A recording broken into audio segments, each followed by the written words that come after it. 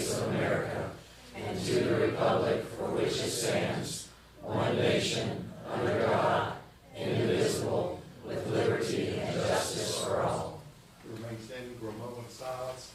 Please keep in mind all those disadvantaged around the world, but especially for those, especially my relatives that died, veterans.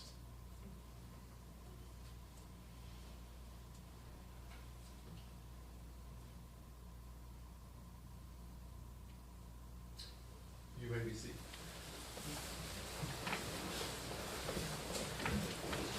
A couple of quick announcements. The very first one, we got our Christmas parade coming up. First part of that first weekend in December. So that'll be before we our next meeting.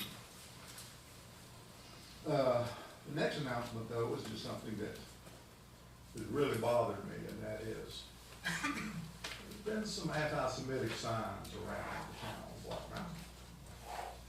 And I, for one, don't think that is appropriate whatsoever.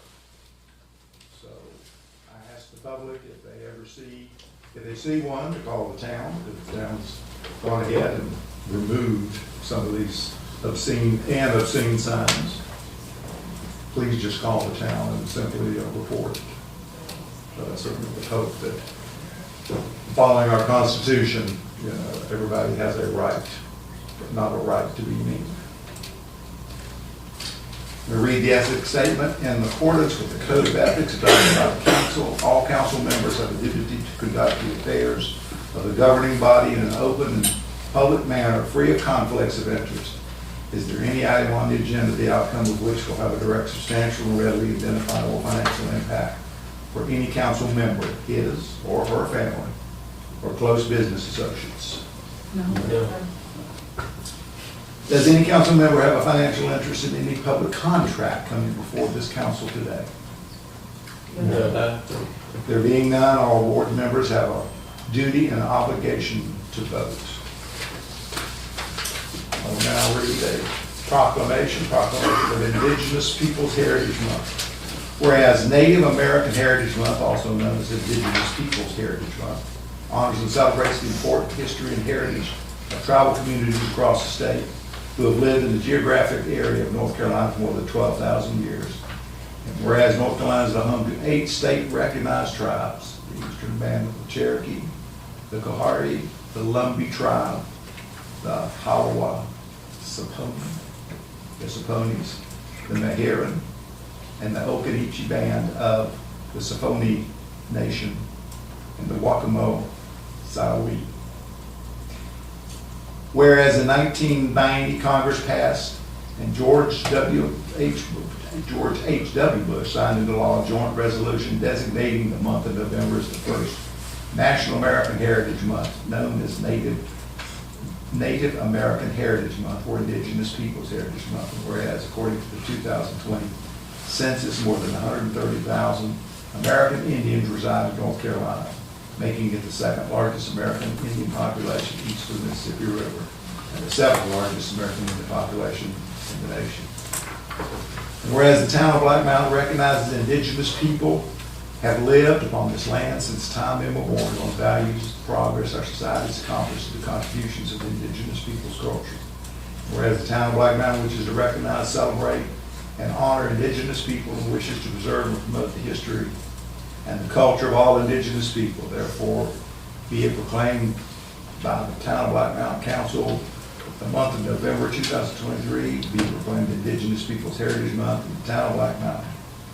We encourage continued recognition, appreciation, and celebration of our goodwill and friendship with our local indigenous people. We encourage community members, schools, businesses, public and private organizations, and other community partners to join communities across America in recognizing and educating themselves in the contributions of our indigenous communities, proclaiming this 13th day of November 2023.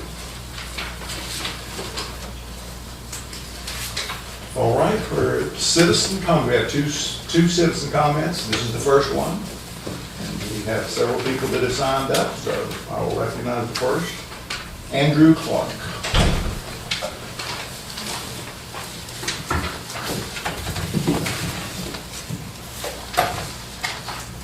Andrew Clark, Buckham County resident, life member of VFW Post 9157, 165 Provident Road, and home of the Purple Heart Club. Thank you, Mayor. Thank you, Town Council. What an honor and privilege it is to speak here today for those that answer the nation's call, then, now, and those we may never meet. As Legislative Chair for Black Mountain VFW Post 9157, American Legion Post 77, and DAV Chapter 14, advocating for veterans and their families, it is my daily mission. America's congressionally chartered veteran organizations are nonpartisan with unique missions dedicated to empowering veterans so that they and their families may live with respect and dignity. It is with heavy hearts and a reminder that the price of freedom is not free and how dangerous even routine training can be for those that answer the nation's call. Our thoughts go with the families, friends, co-workers that are directly impacted by the tragic loss of the service members of the U.S. European Command. And the nation extends those thoughts to the family and co-workers of the Los Angeles County Sheriff's Department who lost 4 deputies due to suicide in 24 hours recently. Suicide tragically claims the lives of 6,000 veterans and 300 first responders annually. Talking helps. Those that think of harming themselves are encouraged to call the National Suicide Hotline by dialing 988. The American Legion has a mission to end veteran suicide and destigmatize the need to ask for mental help. That mission, be the one. The American Legion is calling on everyone to be the one to save the life of a veteran or a first responder. Be the one to pick up the phone or send a text, write a letter or a DM asking a veteran how they do. Be the one to listen when a struggling veteran needs to talk. Be the one to encourage a veteran to seek professional mental health care. Expanding this mission, we encourage all elected representatives to invest in the best tools and equipment so that our first responders can provide the quality of service in dangerous environments. We are very thankful for the town of Black Mountain for the overwhelming veteran support and patriotic spirit as demonstrated Saturday at the annual Veterans Day Parade, and in September by supporting the VFW's annual golf tournament as well as naming Veterans Park. There's still opportunity to get involved. December 16th is Wreaths Across America at the Black Mountain Veteran State Cemetery, and we thank you in advance for investing in those that make, defend, and protect the American way of life. I yield back. Thank you very much. Next up, Maury Hurt. And again, keep in mind that the public comment is limited to 3 minutes. I'm Maury Hurt. I've lived and practiced here as an architect for over 30 years now. And though I don't play any role in the development of the East Carolina Cybersecurity Center or its master plan, I believe very strongly that it would be highly beneficial to Black Mountain in a number of different ways. The rezoning request you're considering tonight represents an unprecedented opportunity for the town of Black Mountain. Montreat College has worked closely with the state of North Carolina for over 5 years to develop the concept and planning for the proposed cybersecurity center. This proposed state-of-the-art facility would be a cornerstone for cybersecurity training, not just for Western North Carolina, but also for the entire state. If the rezoning request is approved, the cybersecurity center would generate a positive economic impact for the town of Black Mountain. This benefit would come in part from the numerous seminars and conferences that will be hosted in the facility, bringing in many outside guests and visitors, virtually all of whom would spend money here in Black Mountain. The center would also bring a number of new staffing and support jobs to Black Mountain. Many, if not most of those positions, would likely be filled by local residents. Future construction projects on the Black Mountain campus would provide additional jobs and opportunities to local residents. The proposed new access road, which is now fully funded, together with the planned new Blue Ridge exit on I-40, will alleviate the current traffic issues related to campus access without creating problematic new bottlenecks. The new access road would be constructed prior to the construction of the Cyber Center, which would eliminate construction vehicles and traffic on Vance Avenue. Access to the campus via Vance Avenue would also be closed to students. Montreat College has been extremely thorough in developing an overarching plan that would benefit Black Mountain and our state in multiple ways into the extended future. I believe the Carolina Cybersecurity Center would not be a good thing for Black Mountain. It would be a great thing for Black Mountain. Thank you very much. Barb. Mayor Civil, could we have folks that are speaking on the public hearings wait until that time? appropriate? There are other people Okay. speaking about the public hearing items, to wait until that period to consolidate those comments. Point well taken. So if there's anyone that wants to speak about the public hearings, then wait until the. Yeah, we want to hear you. We wanna hear We you. want to hear you. So next up is Lincoln Walters, excuse me. All right. So as it relates to, If it's going to relate to the public hearing on Monterey, wait till the second, okay? Thank you for mentioning that. Also, Chris Curry. Yes. You want to wait till the second? yes, Okay.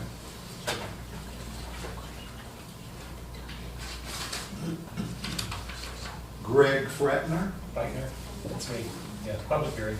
Phil Bessesi.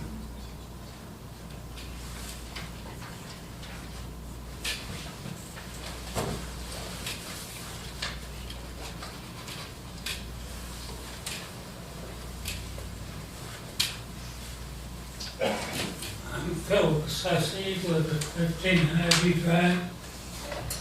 And I guess the first thing is, why don't we have a dialogue with the state about big trucks not parking in the diagonally and blocking up Broadway?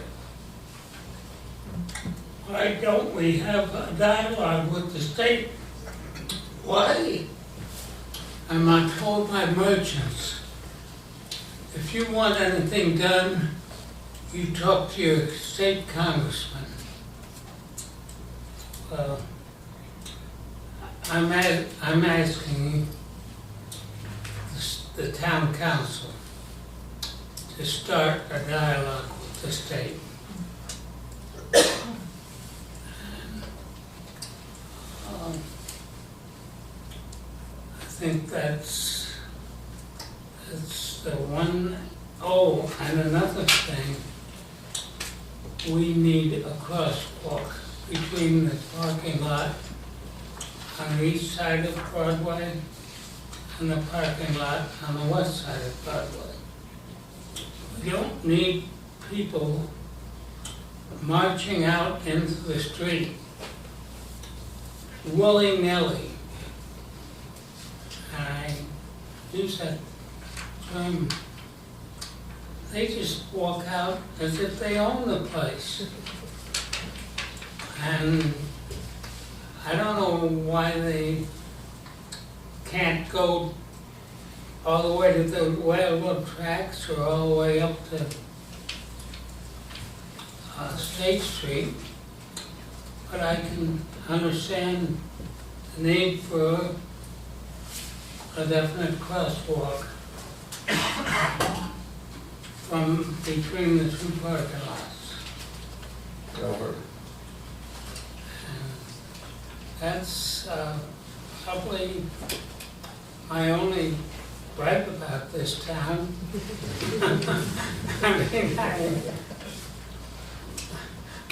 I mean, and Mayor, I want to thank you for replacing the guy who advocated for HCA. Very good. Thank you. We've got three more speakers here. Beth, Yes, it's about the zoning. okay, the zoning, and then Rick Torzier.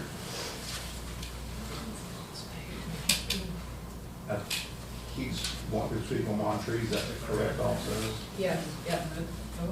And then I can't read the first name of the other. Jen Tozier. Huh? Jen Tozier. Jen. Yep, Monterey. All right, then that concludes the speakers for this first round of citizen comments. All right, Josh, communications. All right, we do not have any communications for this evening. For consent agenda, you do not have minutes tonight, so scratch the minutes. Have them to you next month. The budget amendments, I went over during our agenda meeting. I will say the dugout replacement has been pulled out as a separate item. under 8, unfinished business. So the rest of your budget amendments are as follows. Fire department rescue boat, 21,000. Police department loan proceeds for cars, 200,000. Fire truck purchase, 710,000. Police department insurance claim, 46,000. Police department Kiwanis grant, 1,900. Increasing the funding for the Tomahawk Dam by $173,000. Carver Center repairs, $4,900. Stream flow rehabilitation grant award, or the STRAP funds that we've called them, $71,816. Stormwater infrastructure grant, this is federal funding at $400,000. State feasibility study grant at $50,000 from the state legislature recently passed budget. OSHA pool repairs, $17,900, and Blue Ridge Road water tie-in at $33,000 even. Item C is your stormwater infrastructure planning grant project ordinance. Item D, your Tomahawk Dam capital project amendment ordinance to account for the increase in expenditures. Item E is your monthly property tax collection report. Item F, disaster relief capital project fund ordinance amendment for Tropical Storm Fred. Item G, a resolution to apply for water resources development grant through the North Carolina Department of Water Quality, or NCDWQ. And lastly, item H, Swanee River Flood Bench project ordinance. That'll be your consent agenda for the evening, without minutes.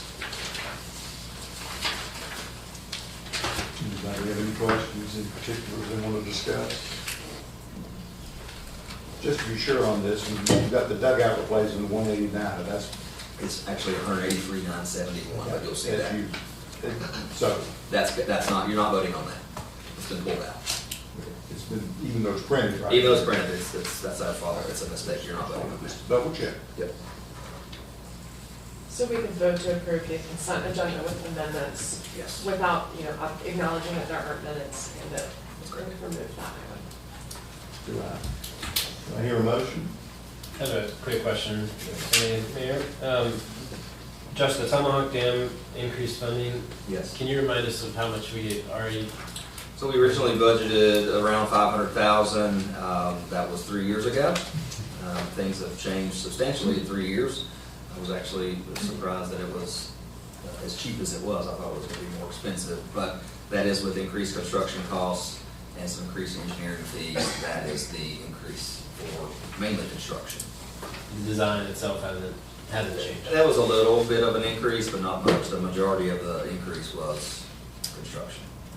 And what's the timeline on that? Timeline, I think they are going to begin starting after the first of the year, is their plan. Maybe, I don't even want to say. Yeah. 3 to 4 months, barring nothing bad happens. So is everything happening on the back side of the dam, or is there anything on the east Most side? everything will be on the back side of the dam and the top of the dam there. Okay, so will they be draining? Will they be draining the dam? I don't think they'll have to drain it all the way, but they'll probably will lower it some. There shouldn't have to be totally drained. The engineers have to send me that tomorrow.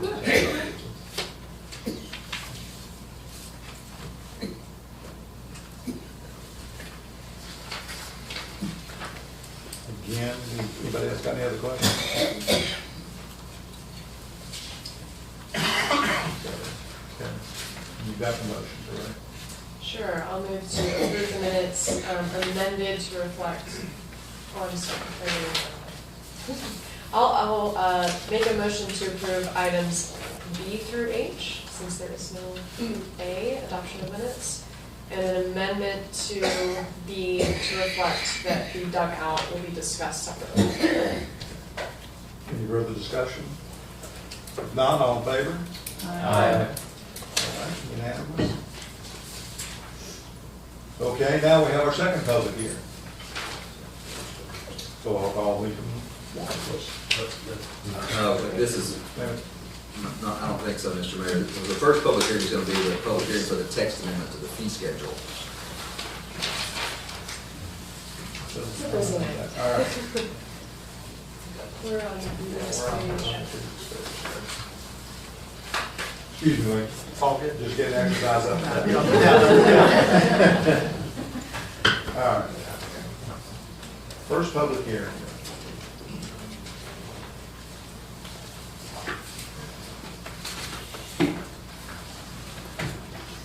In your agenda packet, oops, sorry.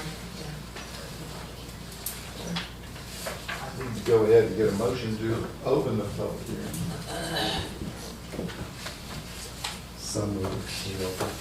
Any discussion about that? If not, all in favor? Aye.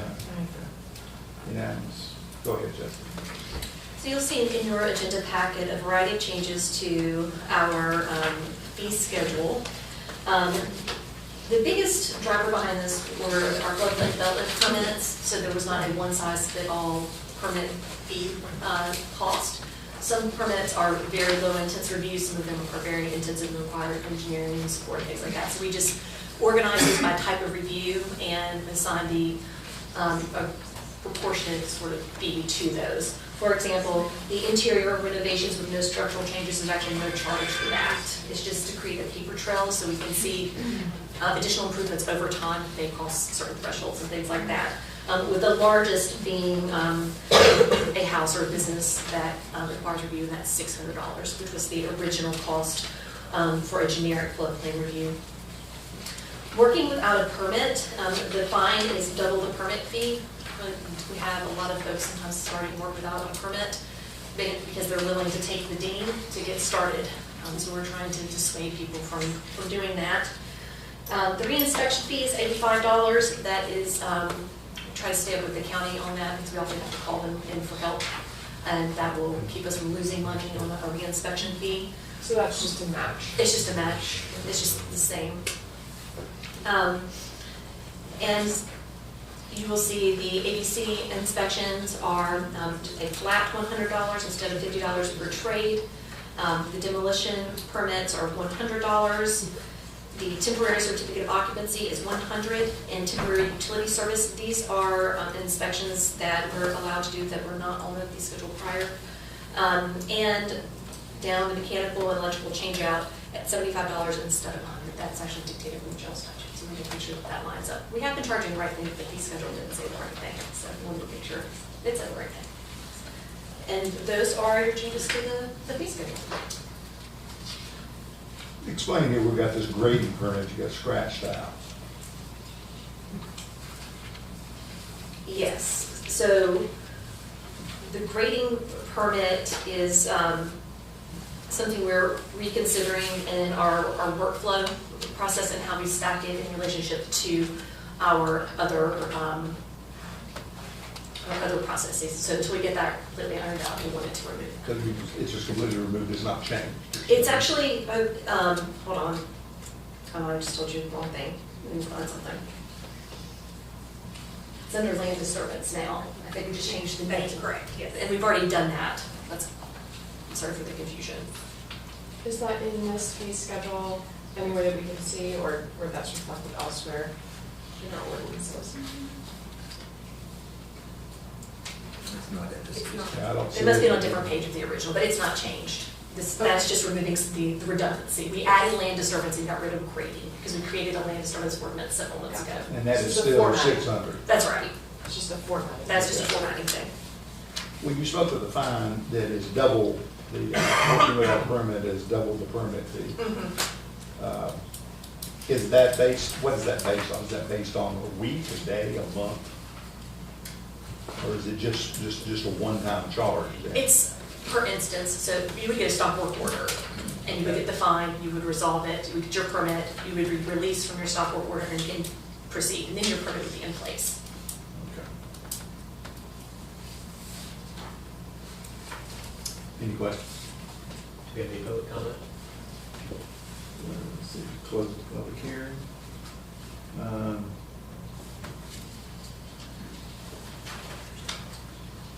Wasn't listed in here. Well, we, I just think that this was left out.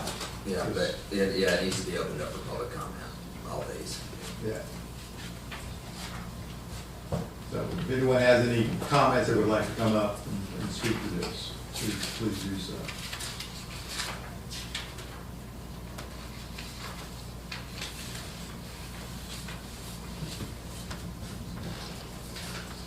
Not seeing anybody rushing up, we will, I hear a motion to close the public hearing. So moved. Okay. All in favor? Aye. We need to get a motion to adopt ordinance O-23-18.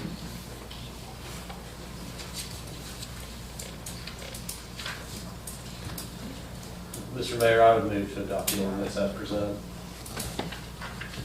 Any discussion? If not, all in favor? Aye. So, thank you, Jessica. The next one then is going to be the public hearing for a conditional zoning request from Mark Street. That you'll present and then I'll open it for public hearing. Are you gonna present? Yes, I'm going to present the application in the applicant. So, we have slides.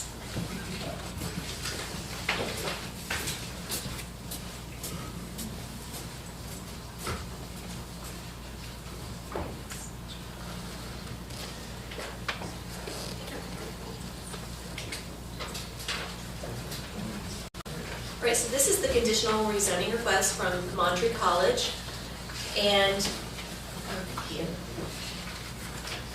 the conditional zoning is to expand for their Black Mountain campus, and the zoning district is currently institutional ICD, as we refer to it as ICD. There we go. The parcel is just over 89 acres, and the proposed new district would be ICD-CZ, which would be short for conditional zoning. And the existing and proposed land use is the Monterey College campus. And the site plan information we'll look at in just a second. So just a little bit of environmental information. There is no steep slope issues. It's not in the designated watershed. We do have stream and river on the property, and we do have some special flood hazard areas. And you will see the blue parcel right there. That would be your ICD district in proximity to Veterans Park. I'm sorry, this is 2002. I wanted to point out that the college rezoned this property originally to ICD in 2002. So we've all been very excited about this application moving forward. In fact, I've made a couple of jokes that when I started here, everybody told me that the college was going to develop this parcel, but I probably wouldn't see it before I retired. And lo and behold, here we are today. And we're going to see some movement on this campus. But this was anticipated. When the town decided in 2002 that this property was suitable for this type of development. And this is the current Monterey master plan that is on the books.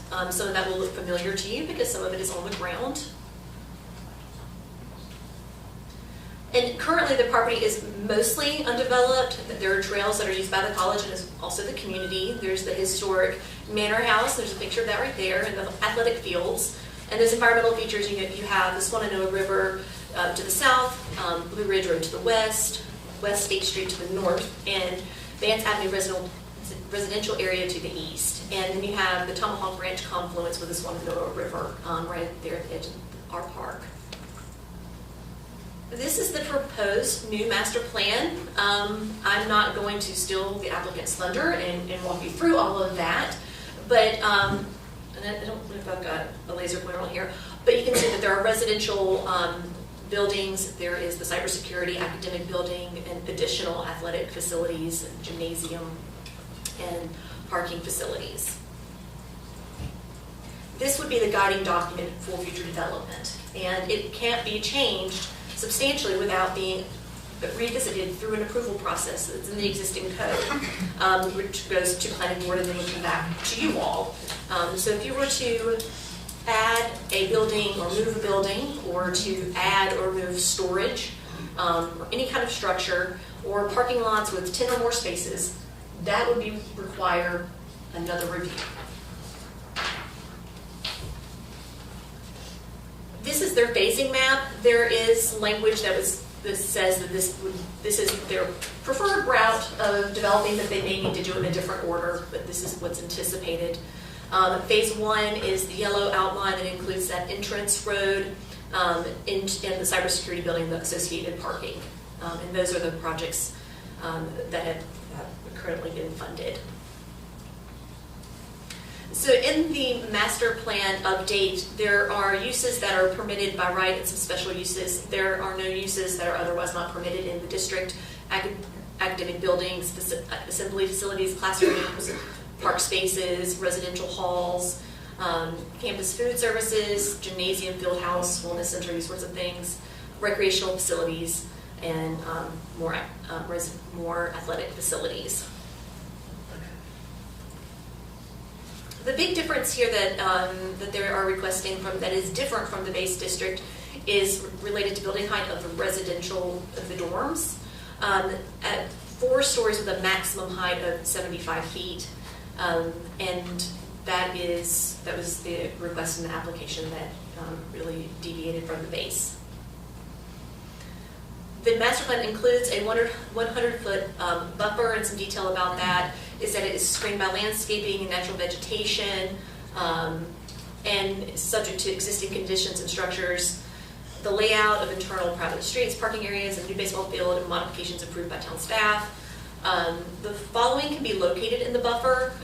Those are various types of dwellings, up to a quadplex, parks without spectator seating, and vehicular and pedestrian access that was approved as part of the plan, stormwater management approved by the town, and signage approved by the town. The base zoning district does not delineate all of these different things in the buffer, but it does allow for some of the structures, including single-family residences and things like that. There is a 2-acre out parcel at where what would be the primary entrance coming in off of Blue Ridge Road.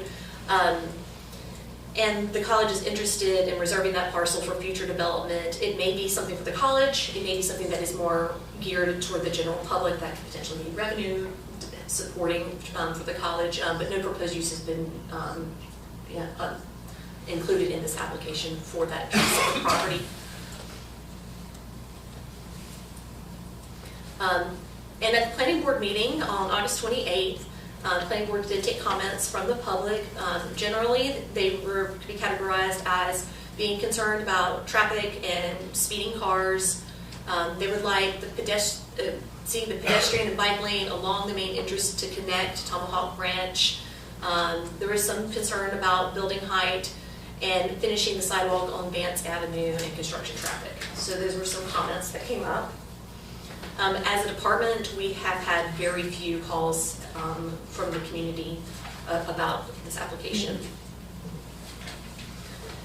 And so because this is conditional zoning, so the planning board and the applicant agreed to the following conditions: that the new entrance off Blue Ridge Road would be included in phase 1, that the bicycle and pedestrian facilities would be included when the residence halls are constructed, and the facilities would not be required to follow the path of the access road, that they could meander, and they could be more creative than that. They didn't have to be necessarily on the road. The access points at Vance Avenue and Terry Estates would be limited to official vehicle, college vehicles and emergency vehicles. The height limited to 4 stories and a maximum of 75 feet as measured by the town's regulations, with any rooftop equipment screened from view. No construction traffic on Vance Avenue, and the phasing map would be included from the application. Those are the nuts and bolts of your application. The base district and what the college is proposing are very similar. There's only a little bit of variance between the two of them. But I acknowledge that this is a big project, and the scale of it is not something that you see every day. So I'm going to ask the applicant if they want to come up and fill in the gaps and share the rest of the application with you and tell a little bit of their story.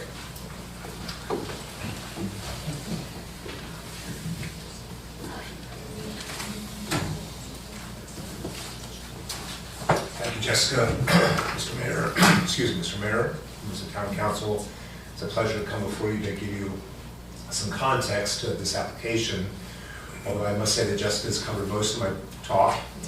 So I'll go through this very quickly because there is some repetition. So next slide, please. I've got the clicker. Next slide. A little bit of context. Monterey College was founded in 1916, so we're in our 108th year.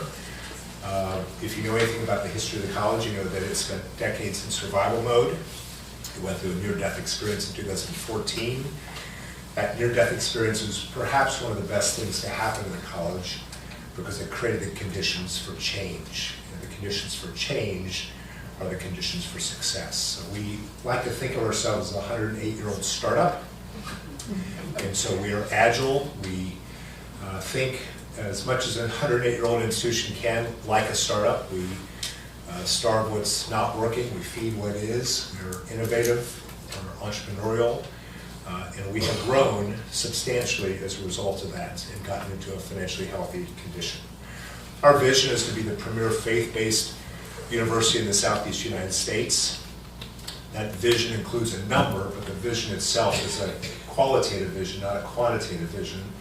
But there are economics that go with the development of any business or organization. And so we, looking at the land that we have in Monterey, the land that we have here in Black Mountain, the size of the facilities, we think that we can top out at between 1,000 to 1,200 students. We're a little over 600 students currently. That's on the Monterey campus, obviously. Residentially, we'd like to get that 1,000 to 1,200 space. We also see thousands of 100% online students. We currently have about 300 students in undergraduate and graduate programs. We've been building a number of new programs in recent years. We intend to continue to expand the programs, but those have no impact whatsoever on the Black Mountain campus. That can be done from anywhere. We have a facility on Hendersonville Road in Asheville, which is a location for our Adult Grad Studies Administration. And then because we're 100% online in that unit, we actually have full-time and part-time employees all over the United States. We hire faculty from multiple states because they're delivering everything 100% online. And so again, that adult grad studies portion of what we do would have no impact on the Black Mountain property. And we don't anticipate any of the staff being on that Black Mountain property. What is master planning? For us, it was triggered by the $30 million appropriation we received from the state of North Carolina last year. And so we, the state has put a great deal of confidence in the college in terms of building a Western anchor facility for cybersecurity training, conferences, and education. We have the Black Mountain property.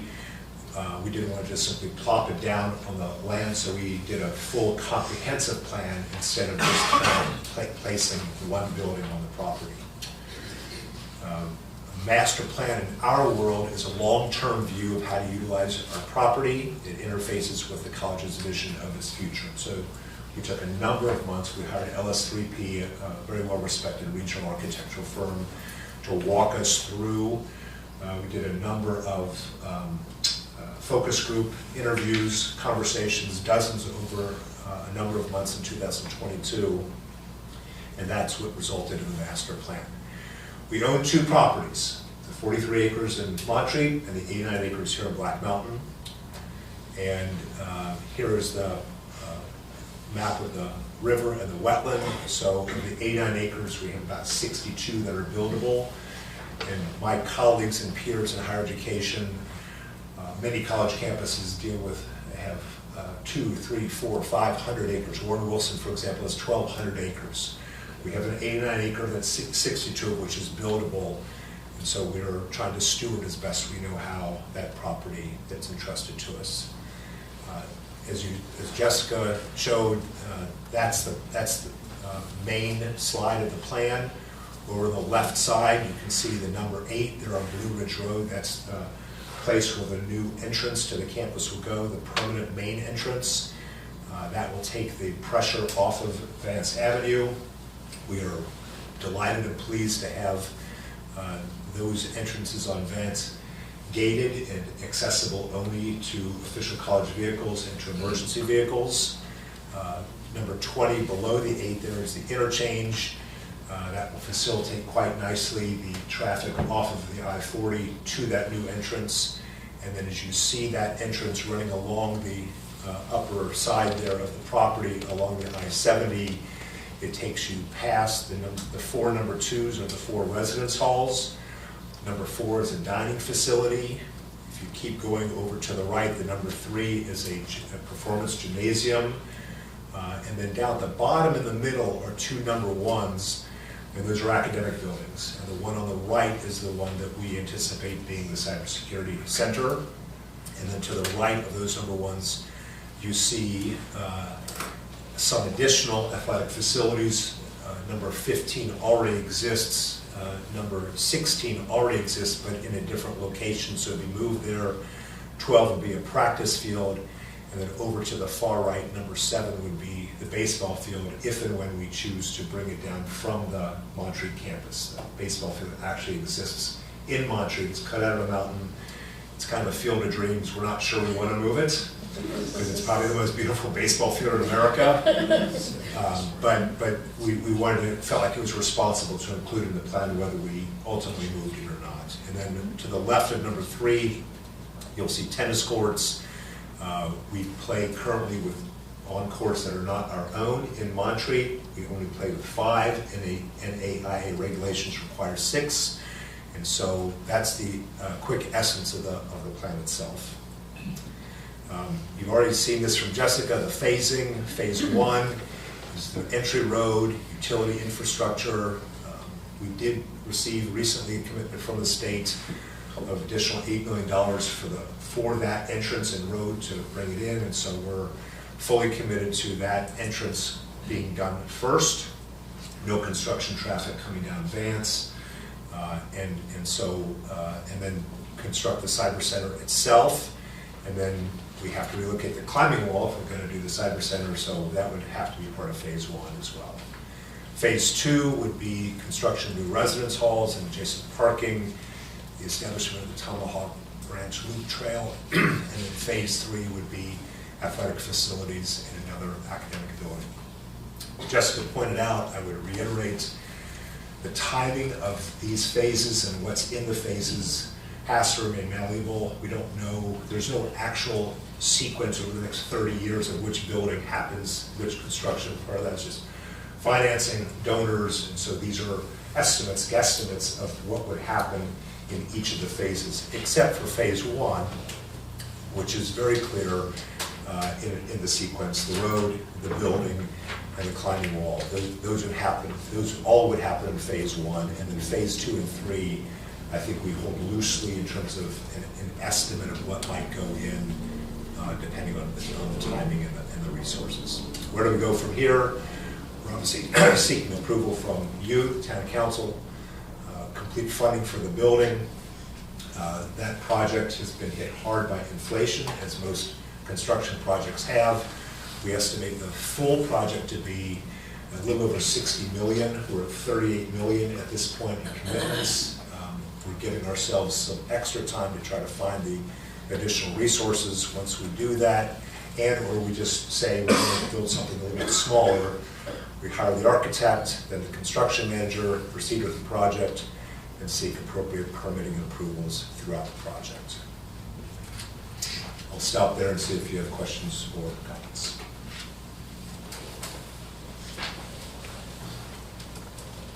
I've got a lot of questions, but I don't. Yeah, do you want to do Is the this the vote? time to get on it, or do we want to hear more public?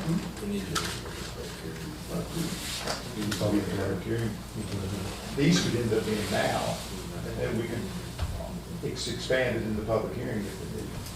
Yeah, I'd like to go ahead, call the public hearing. And really, quite frankly, we could have done that prior to the applicant, but let's go ahead and call the public hearing so we have that thing open. And this would be just a fine time to ask questions, because you may be covering things that someone in the audience may have a question, so. Well, I think it's fine. that could be vice versa too. I want to hear from them a lot. Oh, I assume they're not gonna go away.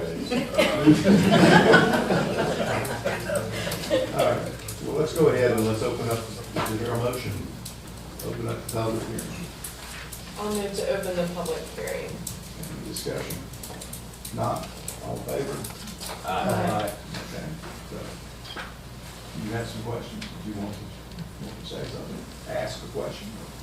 Paul, or? Well, as you all probably know, we got pages and pages of documentation about this, so I have pages and, random questions and margins all over the place, so they're not particularly well organized.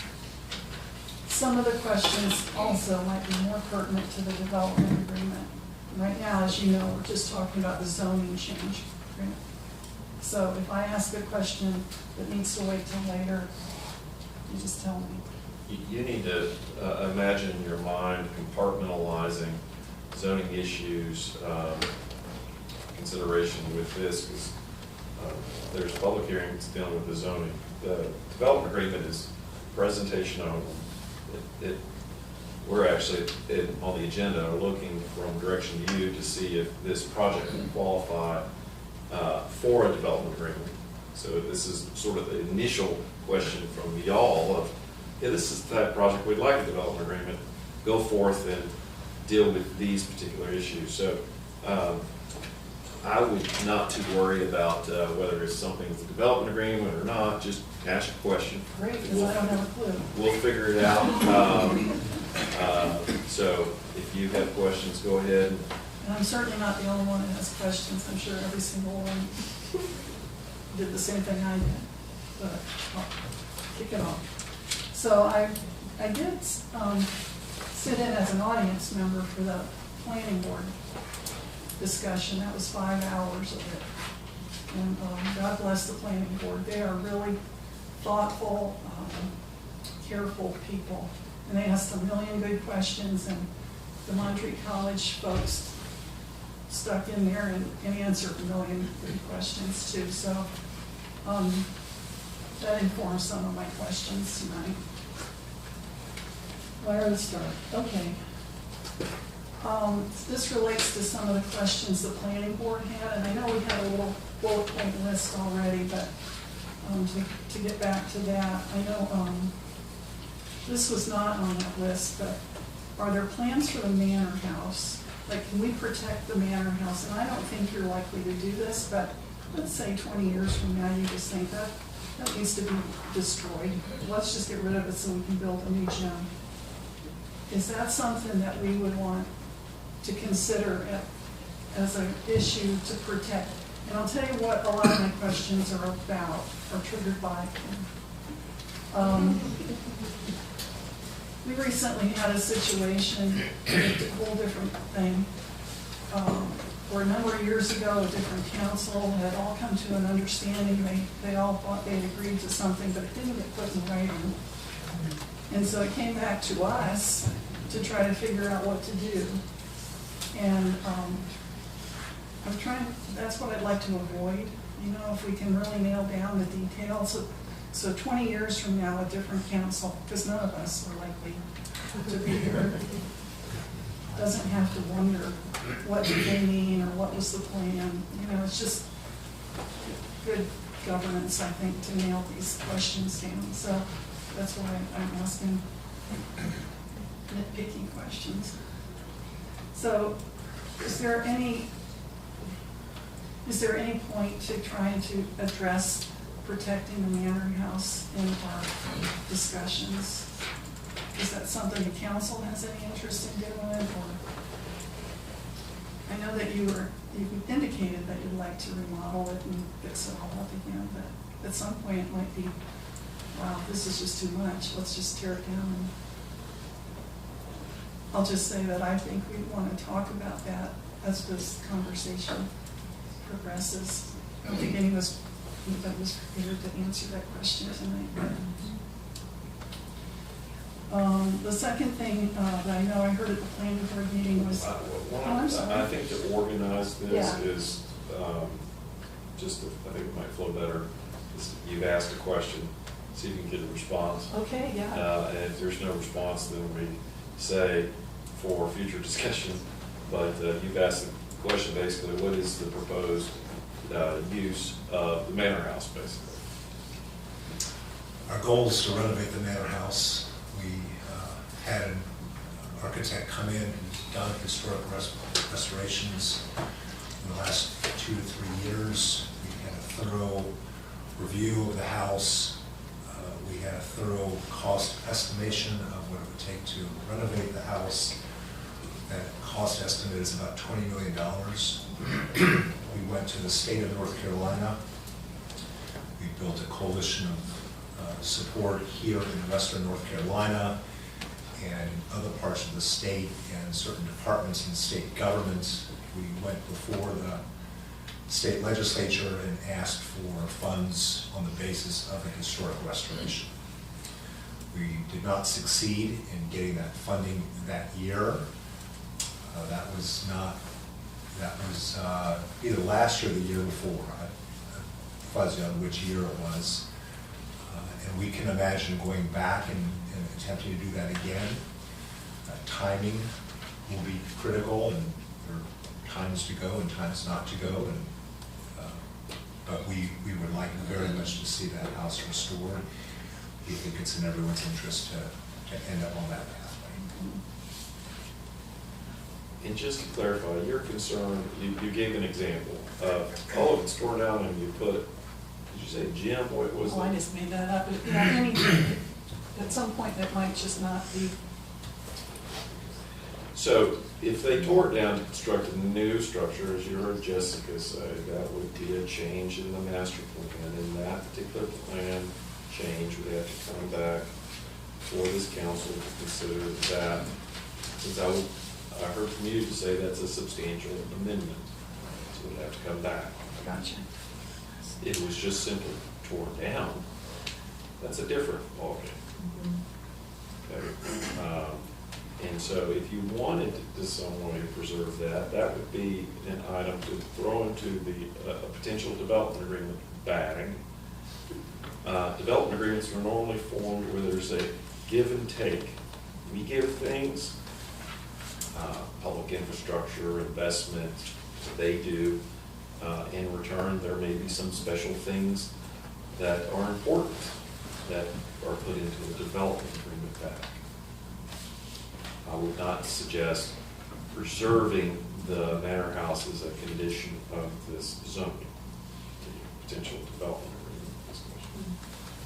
But you certainly can say, if you want to convert that piece of property into something other than what it's being used, then that would be a potential change in the plan.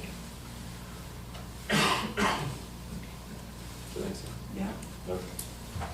All right, check that box. Move on to the second. All right.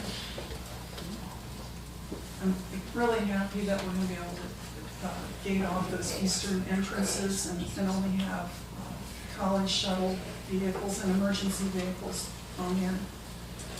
I am wondering if you build housing for 600 students, there's going to be a lot more shuttles. It's going to require a lot more shuttle and ramp. And I just want to say that out loud. One of my big concerns tonight is the impact on that neighborhood. And you've heard that's come up before, planning board and so on. There's a lot of traffic now, and so yay that we're going to build a new road and not do that. But if we're basing our concerns on the current shuttle traffic, it'll be a lot different when there's 600 students living there, correct? I don't think the concerns are with shuttles. The concerns are with students driving down Vance Avenue. I think And there's so some this concern about plan, shuttles too. this plan takes the pressure, this plan essentially eliminates students coming down Vance Avenue. Yeah. And so, and keep in mind that those residence halls have parking places to go with them, and most students in college have cars. Yeah. So I don't know that this will increase, I don't know what it will do to shuttle traffic, but we're committed to managing that in a way that is a win-win. We're committed to taking the problem off of Vance Avenue, and I think we've demonstrated that pretty clearly. In one place it mentions that also that for special events, that there would be traffic allowed for special events on the property. Does that ring a bell? On page 3 of the conditions that's part of the application, there is the conversation about access is mentioned in Right. paragraph E. Gotcha, right. In that, it says that entry would be limited to secondary access in connection with the occasional special events, college shuttles, and emergency fire and police access. So I was just wondering what special events might entail. Is that weekly sporting events or? I don't know how to answer that question. We've not gotten into the details of defining that term. And there's no discussion at all about that. I will say that the conditions that are a part of the proposed From the plan. rezoning or conditional zoning don't include that language about special events, so. Yeah. So And we're, I know this is, and forgive us, I think my understanding is that conditional zoning is new to us, so we're working through how to properly accomplish this tool. And I was gonna say that the list of conditions do not include all the conditions that the college itself has set forth in the application. And there's a lot of detail in that application about conditions that we would need to incorporate, that they will, comply with the master plan and the conditions. So that would be part of the ordinance itself. So we have to add that at the end of the day if you agree to an ordinance. And so when you do that, then you inherently, you're going to have potential conflict between the very language we were just reading and this supplementary language about access. So I do think it's important to clarify occasional special events, or just have the college agree that's going to get eliminated as language out there. So, does that make sense? Yeah. So I think that is put aside for future discussion. Sounds like. So one of the other concerns that the planning board mentioned was that the pedestrian and bicycle facilities, would they connect to the public rights of way? In other words, in terms of being accessible to non-college, just the general public, how would they get in there? Or is that part of the plan to connect them to the public? Jesse, I'm wondering if you could help me with that detail. Jesse Gardner, Civil Design Concepts. Ms. King, I think you're asking about like the Greenway Loop from Bartram. So it connects to the existing Greenway. It's proposed to connect to the existing Greenway. Awesome. And would it be helpful or even necessary to include wording like extend the trail to Blue Ridge Road, to put that in writing? I think that was one of the recommended conditions from the planning board. Yeah. That was just our internal connection, not the Tomahawk Branch Greenway connection. So did that get incorporated into the language? I think it's on, if I remember correctly, it's one of the proposed recommendations from the planning board.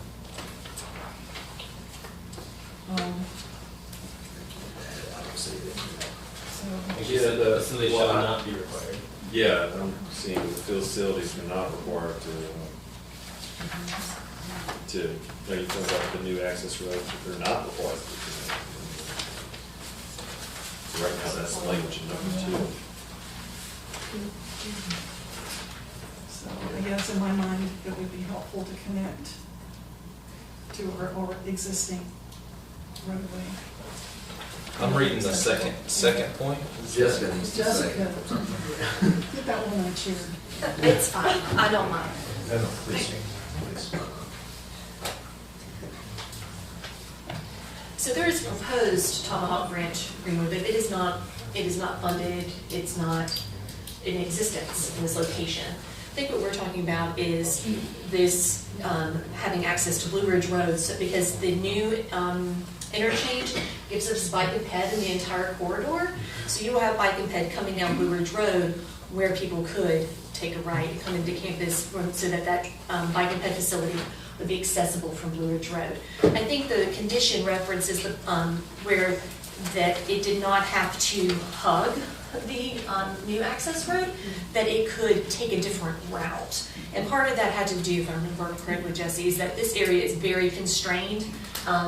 You see a pinch point down near the railroad, but that would give them flexibility on their design of where to place that trail. Okay. So, these are so random, I'm sorry. I just went through and was making notes. So the idea is that the town of Black Mountain would have no financial exposure to the water system improvements. That was a question in the development agreement, and it had to do more with partnering and to look for water infrastructure grants and supporting those applications. Is there a scenario where the town, the taxpayers of Black Mountain would be on the hook to pay for that? That's not my understanding. But that's more of the development agreement question, not a CZ question. Well, when we get to the development agreement, there's a lot of wiggle room, the willy-nilliness of space. There's a lot of wiggle room in the development agreement right now about water system improvements, and who's doing what.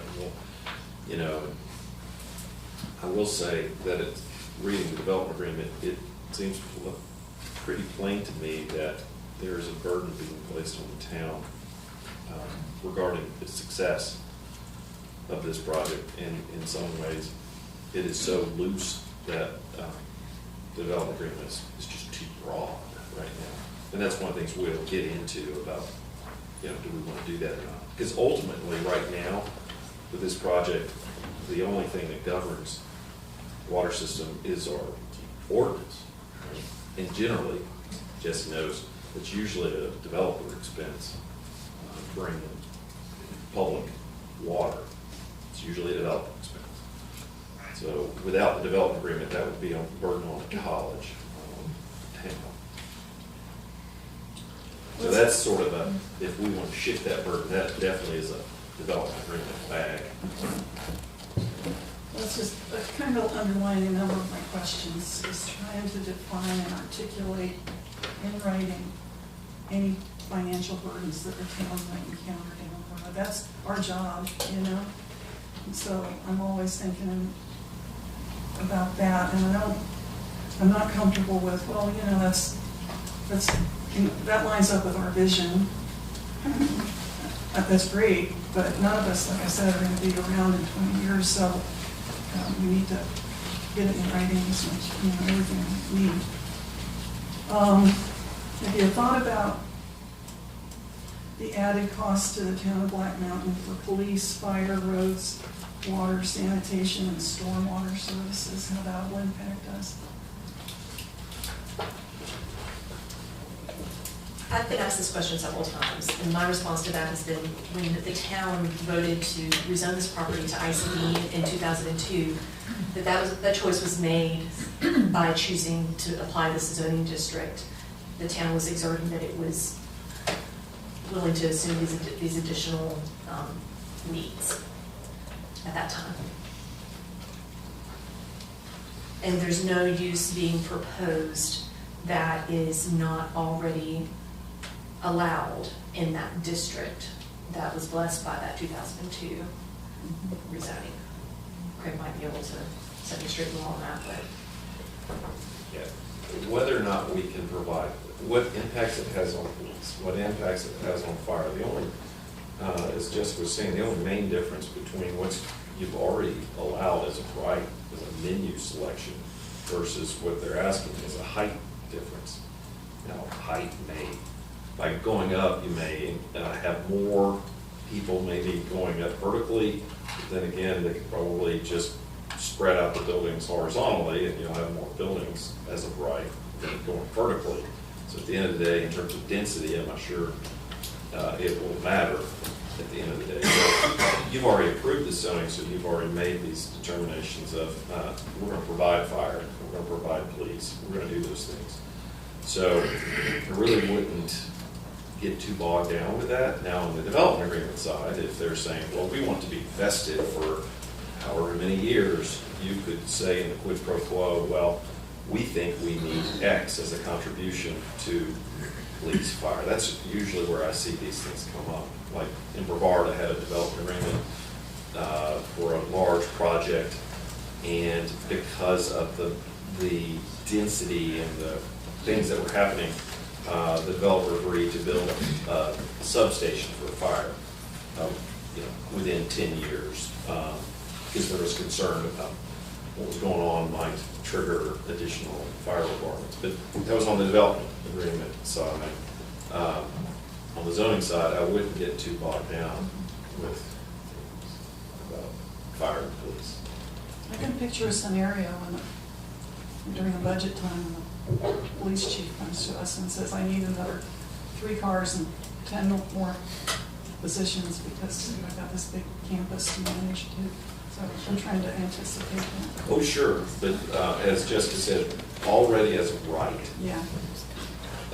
they could come in and do a lot of the things that they're asking for now.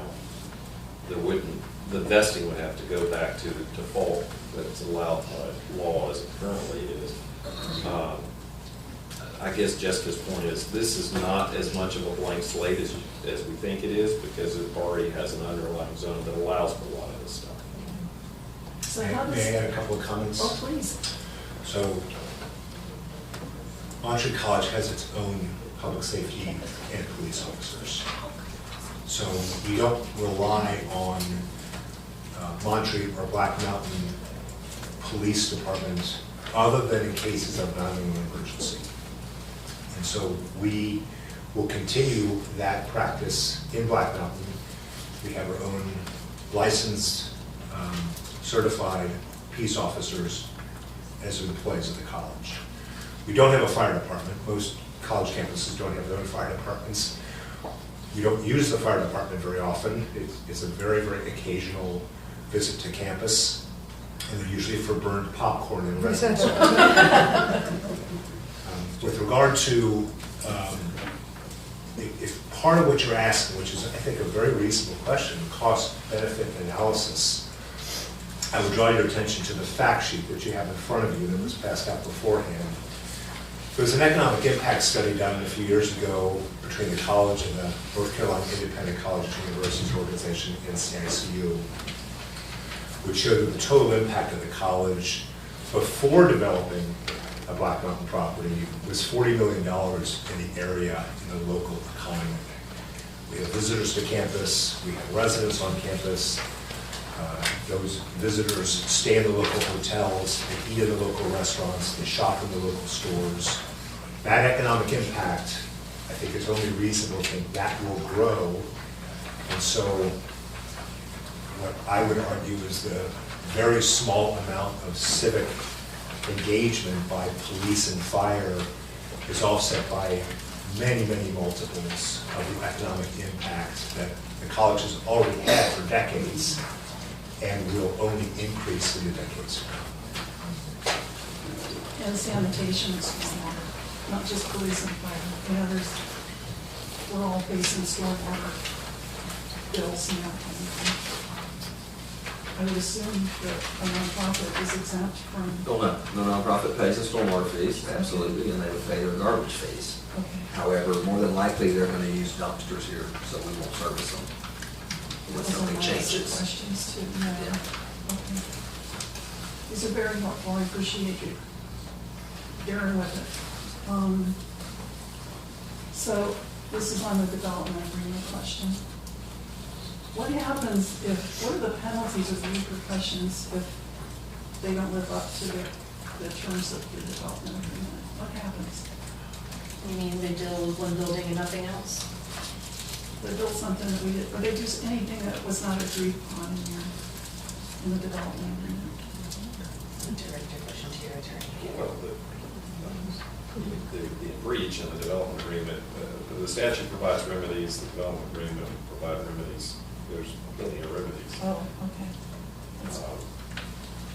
Again, this may be putting this in the back for the discussion about development agreement. So we'll definitely cover that later. Okay. Getting back to the water and all of that, I noticed that we were talking about favored nation status, so you have the lowest rates, water rates. What's the justification for that? We put that in the development Yeah, agreement that is. I'm just saying stuff out loud so we can tell a little list. Yeah, we're creating a list, that All would right. be a developer discussion. I know the planning board was concerned that 50 years was too long for the development agreement, so another. Yep. This issue bothered me a little bit, that you get priority review of your applications and planning. That'll also go on your development agreement list. We're just zipping right through these. We're getting close to the end, I promise. Simple question, does shall always mean will? Does shall always mean will? And shall do this or that? The general rule from that shall is a mandatory directive. Okay. Awesome. Can I say that in all cases, shall is mandatory? It's amazing what courts will do to create exceptions to justify. Well, this is being recorded. It is being recorded. Talk louder. Anyway, yes, typically shall means shall.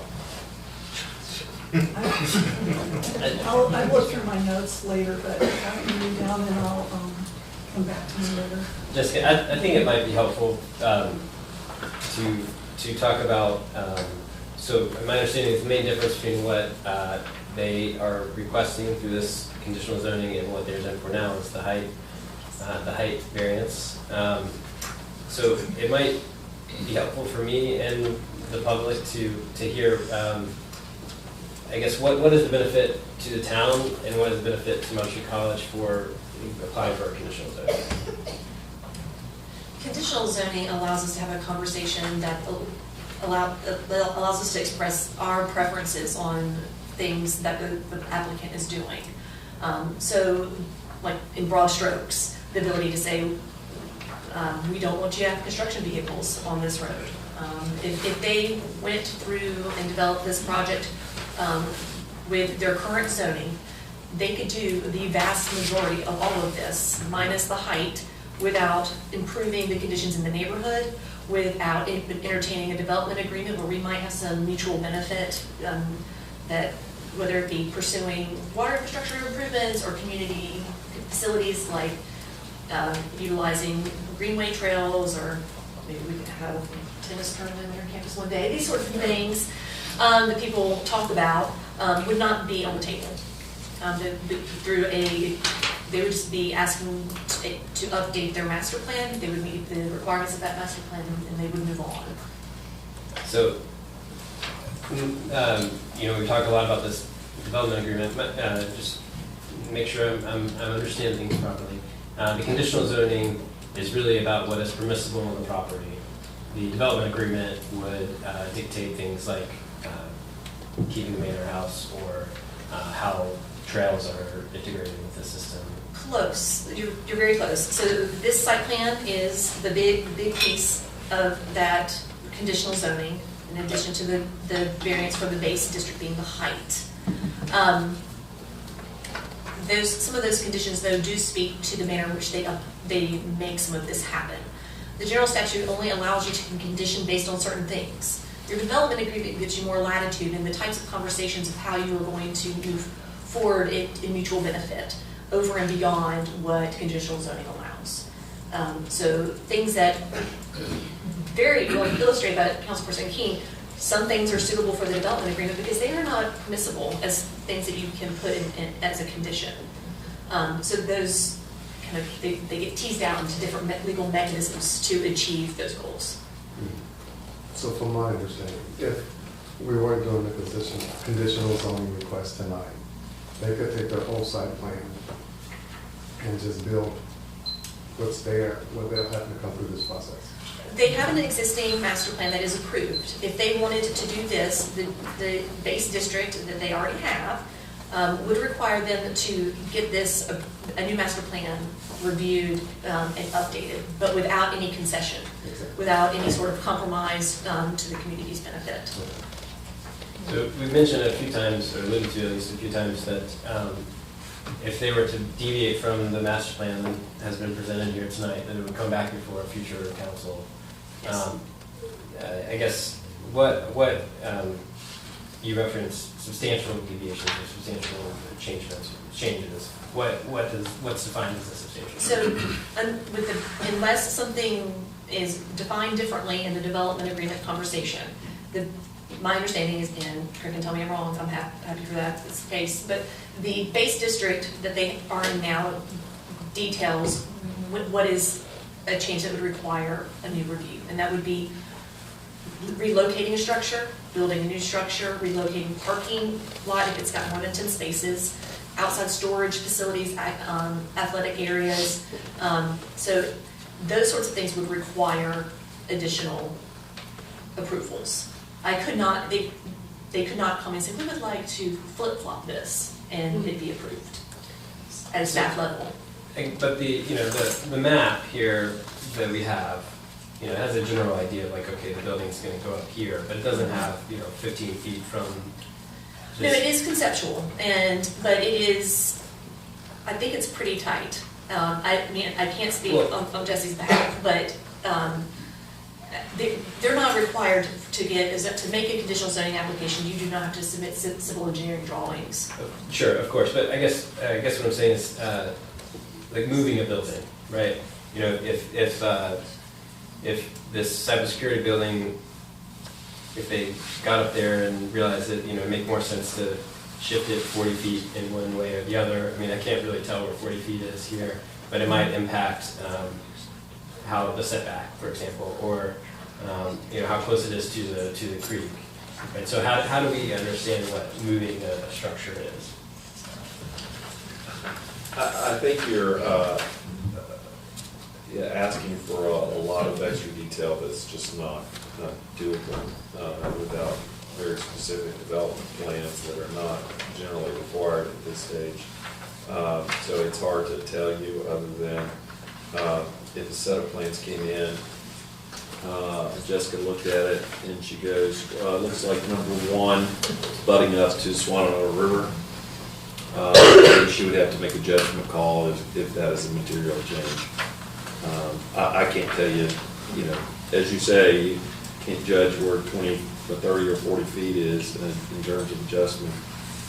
It would have to be an administrative call initially. I would hate to tell you that, well, 15 feet an hour or 20 feet an hour, I'd hate to say that at this point. So. Sure, I understand that. But for example, number 3, you kind of shift it over to where number 7 is. That would be a substantial change? I would say so. I agree with that. Absolutely. So can I point to some language that addresses this? On page 1, at the very bottom, it's the last sentence in that large paragraph. Inside the campus's perimeter buffer, the college maintains flexibility to locate/relocate uses, buildings, and improvements to achieve and maintain the guiding principles of the college's master plan. So it sounds like we are talking about relocating, if I got something. Moving buildings. So am I missing something, or? Is that from the additional comments? So that did not come through as a recommended condition or something acceptable from planning board. I don't support that. I'm not sure. And we will talk about this more in the development agreement. I really don't want to conflate these two things. They are different legal animals. But this has been percolating, and I have been in deep conversation with the college about a lot of these things. So I think I'm going to be able to allay some of your anxieties about a lot of stuff when we get to the conversation about the development agreement. But I don't think we can move forward without that language being clear. They are different things. You can't predicate the approval of this conditional zoning on the development. Sure, but I'm saying if this is what this is the packet for conditional zoning, no?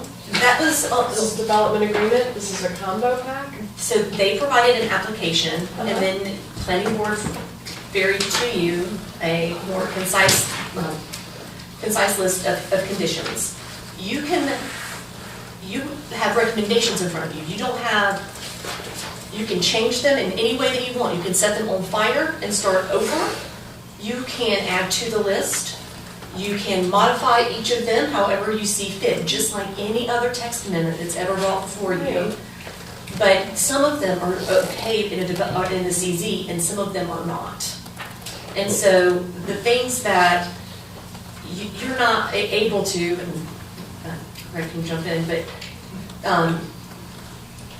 to make contingent what you're able to make a land use decision on is not a development agreement. I'm not, So I'm not I- trying to make it contingent. I have no problem, that because I said a moment ago, so I'm trying to be consistent, that these conditions that the applicant has put forth, I just heard Jessica say the planning board didn't necessarily agree to everything. Well, planning board's advisory, first off, and the list of conditions I'm saying to you need to be more exhaustive about mirroring the list of conditions to what the developer applicant has promised in this synopsis here. It's on these pages, which would be inclusive of the ability to locate or relocate buildings. So if you see that as an issue, I think that is more of a zoning question. So if you want to... I think there's some inconsistencies in this too, because there are documents from the applicant that reference back to our current method of how we review the base district to make amendments. So I think that, I agree with the town attorney that these need to be articulated individually, but you can change them as you see fit. And so if you read that and you say, I don't like that one, you can say that I want to change that so that it says it will follow how it is in the base district. Yeah, so if you want to take this master plan, which they have agreed to follow, with this text that says, well, we can move the buildings around as long as we stay within a perimeter, right?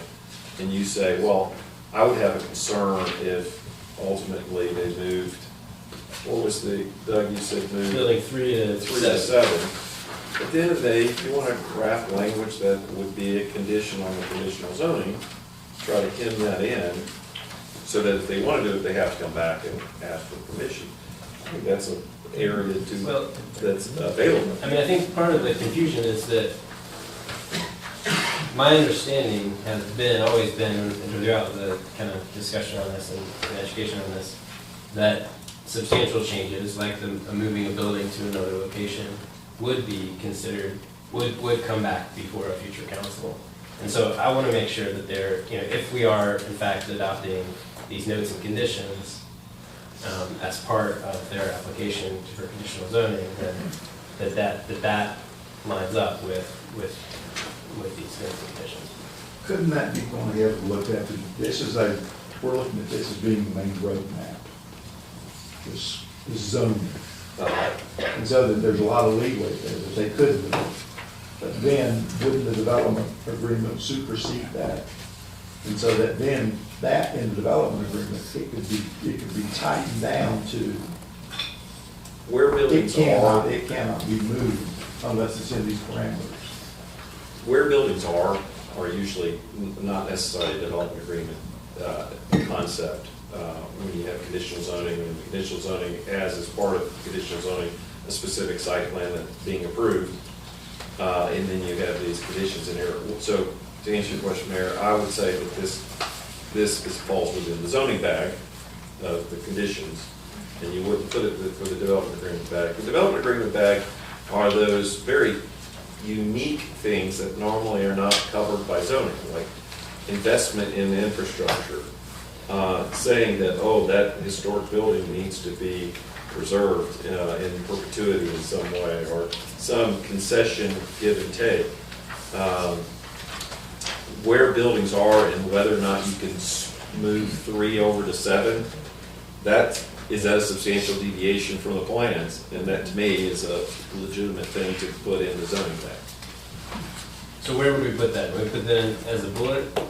Or are we striking and reworking this actual, are the 6 of us supposed to edit this document? I think you are to understand what the applicant is saying that they are doing, And then if you have any questions or concern about it, to highlight it and identify it. And so if at the end of the day, the language you create in the conditions will supersede anything else if there's a conflict, right? So to pull this out and say, we want a specific condition about how far you can move buildings, that would be specifically drawn out as a specific standard that will control over everything else. So that needs to be in the zone. That needs to be in the list of conditions. And our mindset is not to swap things around. Sure. We spent a lot of time to produce this, right? I would love to build this plan exactly. The language we're just trying to craft is, as I get real surveys and there's a big tree I need to move, so I do want the ability to move a building a little bit so I could save a tree, or stream buffers, or wetlands, and all these things that come into producing the actual design drawings or construction drawings to build, whatever we're building. At some point we need a little flexibility. To me, I read we're meeting the guiding principles of this master plan. So it's like, I feel like as soon as you feel like we've moved something that doesn't meet this master plan, that's probably a significant change. And I would agree with Jessica's interpretation. Moving 3 to 7, that's a significant change. I don't think we're asking for that. Yeah. I think we're just looking for some language that articulates that. Sure. May I make a suggestion? You've got in front of you the conditions they offered. You also have a list of what they agreed to and what planning board suggested. For the sake of going, you might just want to go in order and say, good with this one, want to change that one, or don't want this one, for whatever reason. And if it is appropriate for the zoning, awesome, we'll continue, you can revise it as you see fit. If it's in the development agreement, we'll put a pin in it, add it to the list, and just hold on to it. That sound okay? Oh, As far as yeah, and a quite little- frankly, I would think you would want to go through all the comments, and hear everybody before you go through, all right, let's go through conditions. So that's what I would suggest, you get some comments from the public. Anybody else got any comments from the board?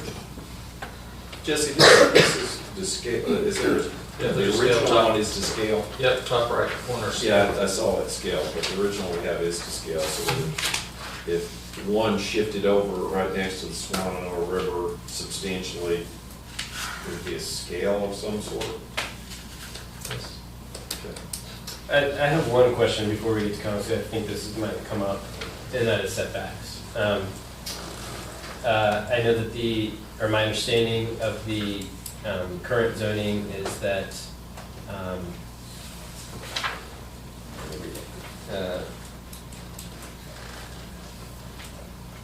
campus adjoins, right, so existing conditions, structures,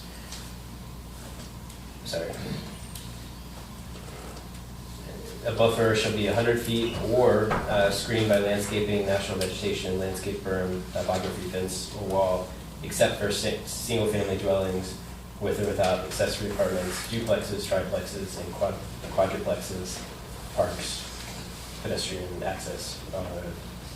So, just so I'm understanding, right now within the 100-foot buffer, they're currently zoned to be able to build single-family dwellings, quadruplexes, duplexes. The base district does allow that, yes. The base district does allow that. And so since setbacks are not addressed in the conditional zoning application, that would remain the same, right? And an academic building or something like that could not be built within 100 feet. Okay. Wait, I'm reading or screened. So if there's a wall or a That's fence, then that Yeah, 100 yeah. foot. They could be Is built that the within 100 feet. existing? That's the existing language. Okay. So there could be an academic building and then a wall and then a residential property. Yes, Currently. and would that be? And also, And who pays for the wall or the screen? That would be the developer. other specifics to define the wall, as to height of the wall? It does not. We have regulations in our land use code already about that. Well, if you were. Size. Yes. There's no proposed structures within that. So I understand that. There are Yeah, no buildings near any residences. Yeah, I understand that, I appreciate that. And I think that if we're gonna have in this, in this notes document, which I'm real confused about all these documents, that definition then of the buffer, then, or the setback, and we may want to discuss the setback. Yeah, I agree. And so just so I understand, obviously if they were to move a building 10 feet away from a residential property, that would be a substantial change to come back before a council. But in theory, a council could approve a 75-foot building, 10 feet away from the property line with the fence in the middle. Is that correct?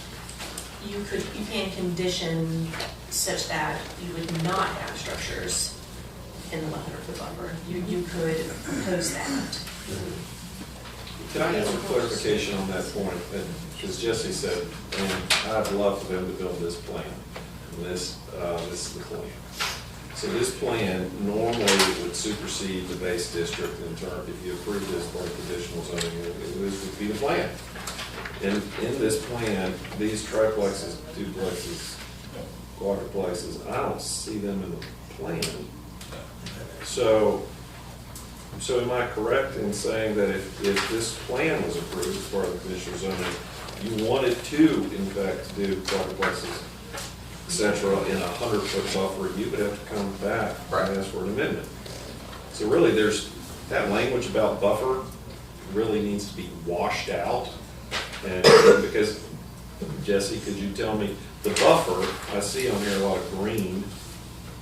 I can scale out the buffer to the first building. There seems to be a lot of buffer. Yeah, we have no proposed buildings within that 100-foot buffer. You don't have what? Any proposed buildings within that 100-foot. Yeah. So that to me would be the new, which, because that's what the plan is reflecting. So why is it in the notes? Why is it in the notes? That was just kind of a red flag when I saw that in the notes. It just comes straight out of our code. Yeah, I mean, it's basically saying these are the things that are allowed in your 100-foot Gotcha. buffer. That they're not deviating from, Right. they're not suggested. But to Craig's point, you can think of this as like a new zoning map, sort of, where it's like this parcel now has this own little district that is this. And how it's executed are this list of conditions. So one quick question too, this might be a development agreement thing. I know the planning board discussed this a little bit, and the width of the, minimum width of the streets is 20 feet wide. And some of them expressed concern at the planning board that wasn't wide enough. And I'm wondering, are the police or the fire chief here? Fire chief's here somewhere. The maximum width of a vehicle is at feet. 20 feet should be plenty. Well, one of my I mean, questions that's the is, maximum width you can have on any vehicle. my question is, will on-street parking be allowed there? So I'm just wanting to make sure that emergency vehicles can get through on a 20-foot road if there's cars parked there. So, yeah, I mean, we show a lot of parking spaces so that people don't park on the road. The current plan doesn't show any on-street parking. If I were to design on-street parking, then I would have that extra 8 foot for parking space. It's still 20 foot clear for emergency services and just normal traffic patterns. Now, if you had parking on both sides, then it would be a different story. That's different. But if you've got a 20-foot road, you got, our vehicles are 8 feet wide, and a car is gonna be less than 8 feet, there's plenty of room on the road. Well, it would be dictated by Appendix D of the fire code as a fire access road. And how you there are a couple different ways that gets calculated, whether it's curb and gutter and up, valley roll curbs, and if it's just a compacted surface, so in addition to the travel lanes. So the fire chief's okay with 20 feet roads? Am I? Is the fire chief okay with 20 feet wide roads? Well, I'm coming into a conversation. It depends on what we're talking about, but I'm assuming we're talking about the college. I would have to, I would have to sit down right now and look at the plans and then give you an informed comment. So it's a little premature for me to say, yes, a 20-foot road is okay. But we do have to follow the fire code as much as possible. And it depends on how Appendix D interprets when it comes to reviewing the plans. But like, for instance, we've had to we had to change several public events because technically we need the 22 feet of clearance, because it's not just the 20 feet of being able to get our fire truck through, but it's also the safe operations of working off the side of that truck. But when it comes to just a travel access road, that is a little different. So again, we would have to get with the planning committee or the planning division and look at that. But it's premature for me to say a 20-foot road is okay. Civil drawings would be necessary to make that call. So would wording be appropriate there that the campus private streets and roads will match existing fire code? That's Already it's already required. I will say for on-street parking, as Jesse indicated, they show a lot of parking. They do not show on-street parking. Unless I'm misunderstanding the use of the property, this plan does not show on-street parking. So if you want to be specific in saying that, you can, but that to me would be a change of use of the road in some respect. So All I want is for 600 students in dormitories to be able to get a fire truck in there. oh yeah. And But you can popcorn gets address out that of as it. Yeah. a site-specific condition, just for clarification purposes. Thank you. Sorry to put you on the spot. I'd really like to hear from folks. Everybody finished with their questions then? Well, no, there might be more there. Can we at least Well, I hear mean, from? right now. Yeah. Okay, so you're okay with holding your questions? So, we're in public comment, so let's hope that this is good this time. Lincoln Wall. Y'all have a chance. Thank you. Pam, I'm a believer in baseball, so you had 2 strikes, but let's hope this one. That's right. Man, did I get the third? And to your point about won't any of us be here 20 years, we know Mike will be here 20 years because he's been around for a while. Lincoln Walters, 21-year resident of this area. And your address? What's that? The address. My address? Yeah. Right now it's 110 4th Street. Very good. Downtown, yep. So, I'm the owner of the Outdoor Collective, which sits on the corner of Vance and Black Mountain Avenue. I will say, almost everybody in front of me right here has supported us, so thank you for that, truly, as a small business owner. It's a grind, as you probably know. And so, I've also been the men's basketball coach at Montreat, so I want you to know a little bit of the context in which I'm sharing and speaking. Remember, you got 3 minutes. 3 minutes, all right, start the clock now. So 3 quick things. One, I'm an advocate of moving the traffic, assuming this goes through, moving the traffic off of Vance Avenue. We have group rides, group runs that happen regularly out of the Outdoor Collective. I mean, we have bike groups of 25 people coming out of the side of the Outdoor Collective. And it's important for me that they feel safe. This past week, a car's door bent in the other direction, a side swipe on Black Mountain Avenue. So no ticket was given. It's kind of crazy.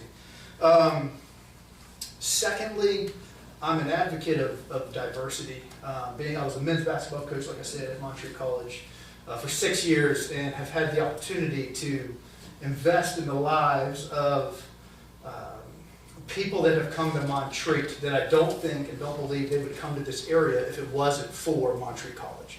And so people like, and some of you all and sitting behind me may know the Jazz Cathcarts or the Tim Lewises or the Will Lewis. And these are people that the head coach at IC Imagine, or a guy that is a community changer in the city of Asheville, and talking about conversations between blacks and whites and what that looks like. And so they have moved their families and live here in Asheville and in Black Mountain, I think because of their opportunity to go to Montreat College.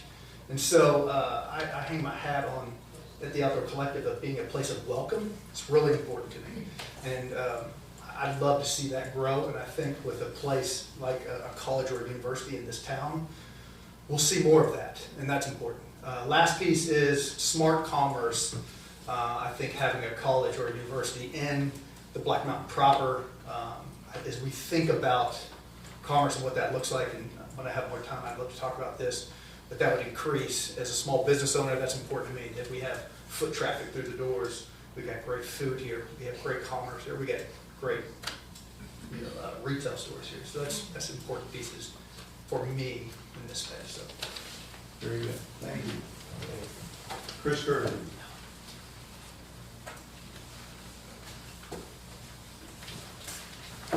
Chris Curry.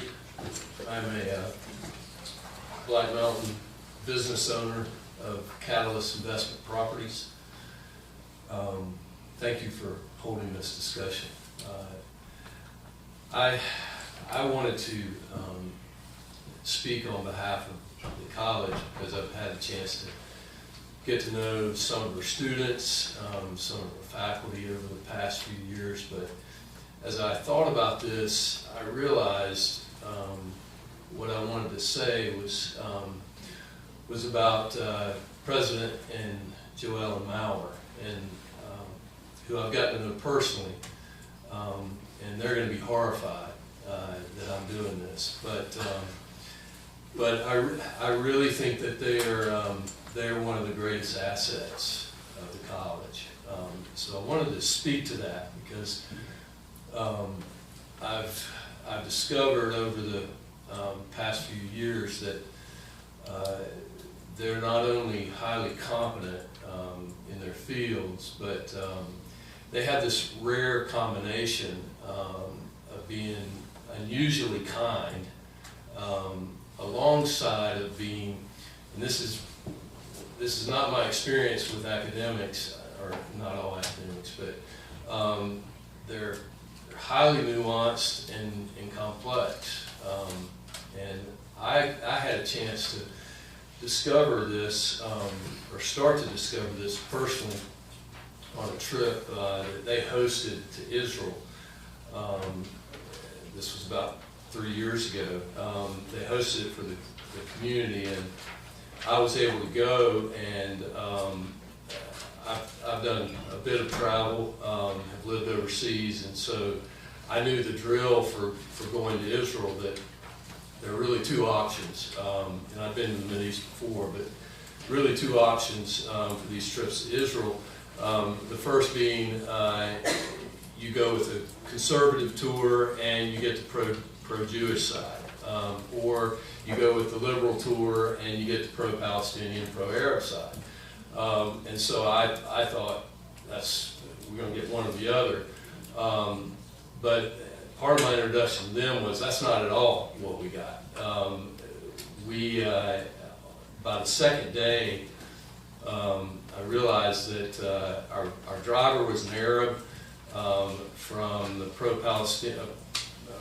pro-Palestinian city in northern Israel, an Arab city, who was part of the programming and introduced us to parts of his community, alongside of a Messianic Jew who was our tour guide, who was pro-Zionist, and who, it turns out, he was no fan of conservative Judaism. So we got this really interesting education. We didn't get the normal indoctrination, but I found that that's true because we had the chance to watch these leaders interact with these different communities. I would say that all of us that were on that trip came back transformed in a really unusual way in thinking about this region which I think all of us would say is known historically for being bitterly divisive, historically divisive, and hopeless that way. And we came away, and I came away especially with a really interesting new hope for the people in this region. I'm coming to the point. But the experience there has been true of my experience with the college, and the Mowers in particular. And so my point is this, that I think the argument, I think the best argument for the college being a greater part of the Black Mountain community is sitting in this room, and Paul and Joelle Mauer. I hope you get a chance to get to know them. Thank you. Thank you very much. We're not limited just to the people that are signed up here on this. This is the public hearing, so anyone can come up and speak. Mr. Mayor, I have two people that sent me emails. Do you care for me to read them? They've asked me to read them.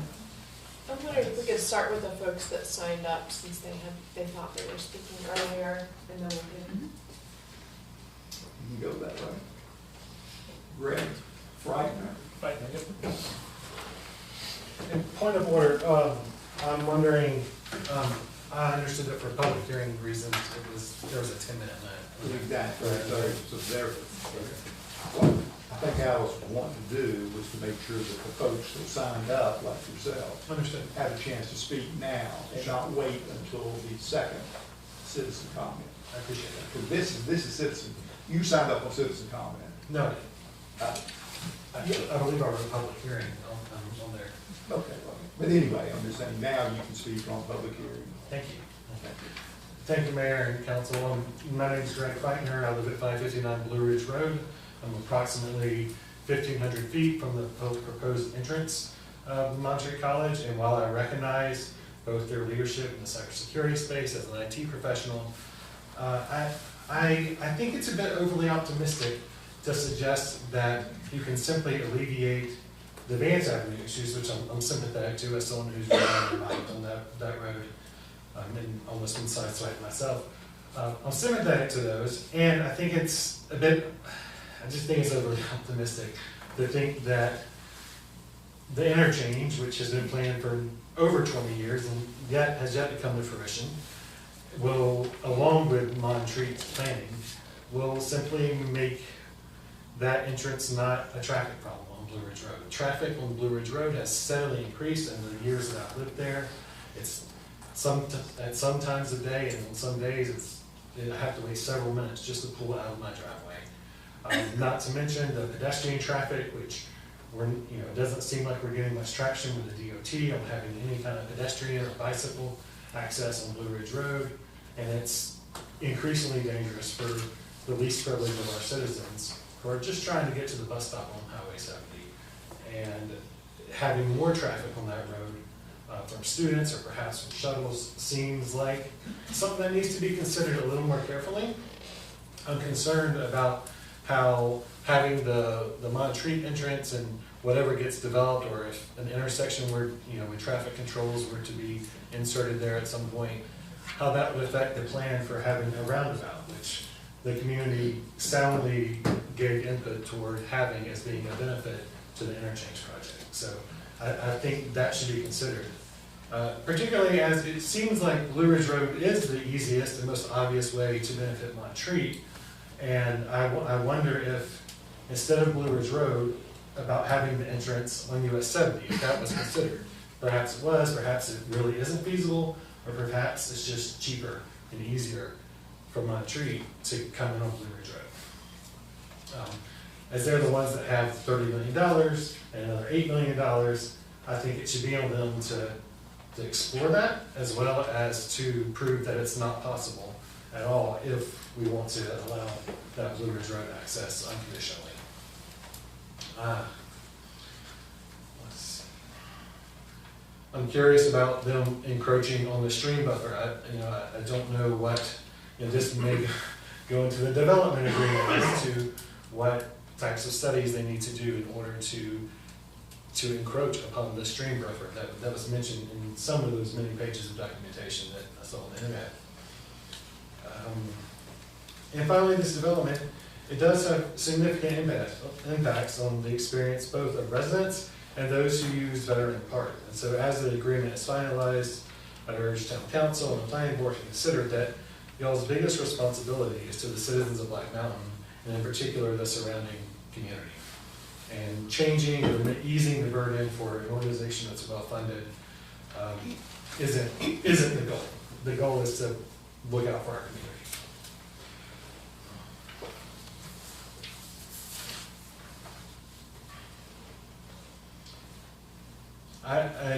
One thing I don't see in the plan, as y'all consider this conditional zoning request, is any indication of where communications infrastructure may be.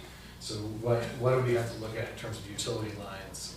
And how will it affect internet access? Will they draw from Charter Communications or Spectrum's internet, or will they have a fiber line from ERC Broadband, which perhaps that's maybe something we could ask for in a development agreement, is that fiber access be extended to the residents nearby, or the businesses at least. And I would just add that along with the concerns about traffic on Blue Ridge Road, the tractor trailers, we're not just talking about additional, 600 additional residents, but there has been increased tractor trailer traffic. We certainly don't want it to go through downtown. And yes, it's a problem on Vance Avenue, but one thing to consider is that Blue Ridge Road residents, they have two ways into their neighborhood. It's off Highway 70 or it's off Highway 9. That's not easy if there's tons of construction, if there's a backup, if there's a special events and the conferences that they're touting as economic engines for our area. My other questions have been answered. Thank you. Thank you. Anybody else wish to speak at the public hearing? Okay. Please, come up. My name is Star Nielsen. I live at 103 Terry State Drive. I love Montreat. I enjoy living right smack next to it. And I love Black Mountain. And I haven't heard very much about making sure the quality of the neighborhood that is this close to this property. I have bought 2 brand new houses in the last few decades, and in both those situations, the developer said, this is proposed, this is our vision, but what happened was very different. The time before it was supposed to be beautiful cultural development. I wound up living across the street from the U.S. Patent and Trade Office. So proposals and ideas of visions don't really cut the mustard. It needs to be a contract, a buffer zone, if I understand correctly, means a safety zone between one development or another. And the idea that the 100-foot buffer zone could freely have houses and everything, then you can't call it a buffer zone. In my former life, I did insurance, which is a contract-oriented situation. And whenever there's a disagreement between an insured and the company issuing the contract, the wording is very important. And I've heard a lot of stuff, well, this is our vision, or this is our intent. You have a problem, that doesn't help us. So I do really love Montreat, but I love Black Mountain. I love my neighborhood very much, and I would like my city and my representatives to make sure, however we move into this new thing, that the citizens are protected. That the city doesn't wind up having a burden of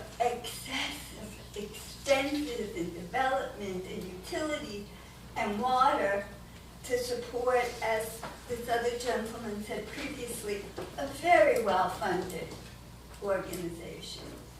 And I would hate to be driven out of Black Mountain because the cost of being here got so much to help Montreat. So thank you. Thank you. Anybody? Yes? Come right ahead.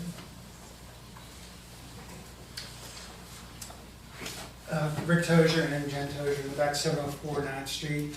I wanted to just speak publicly about our strong support for this plan.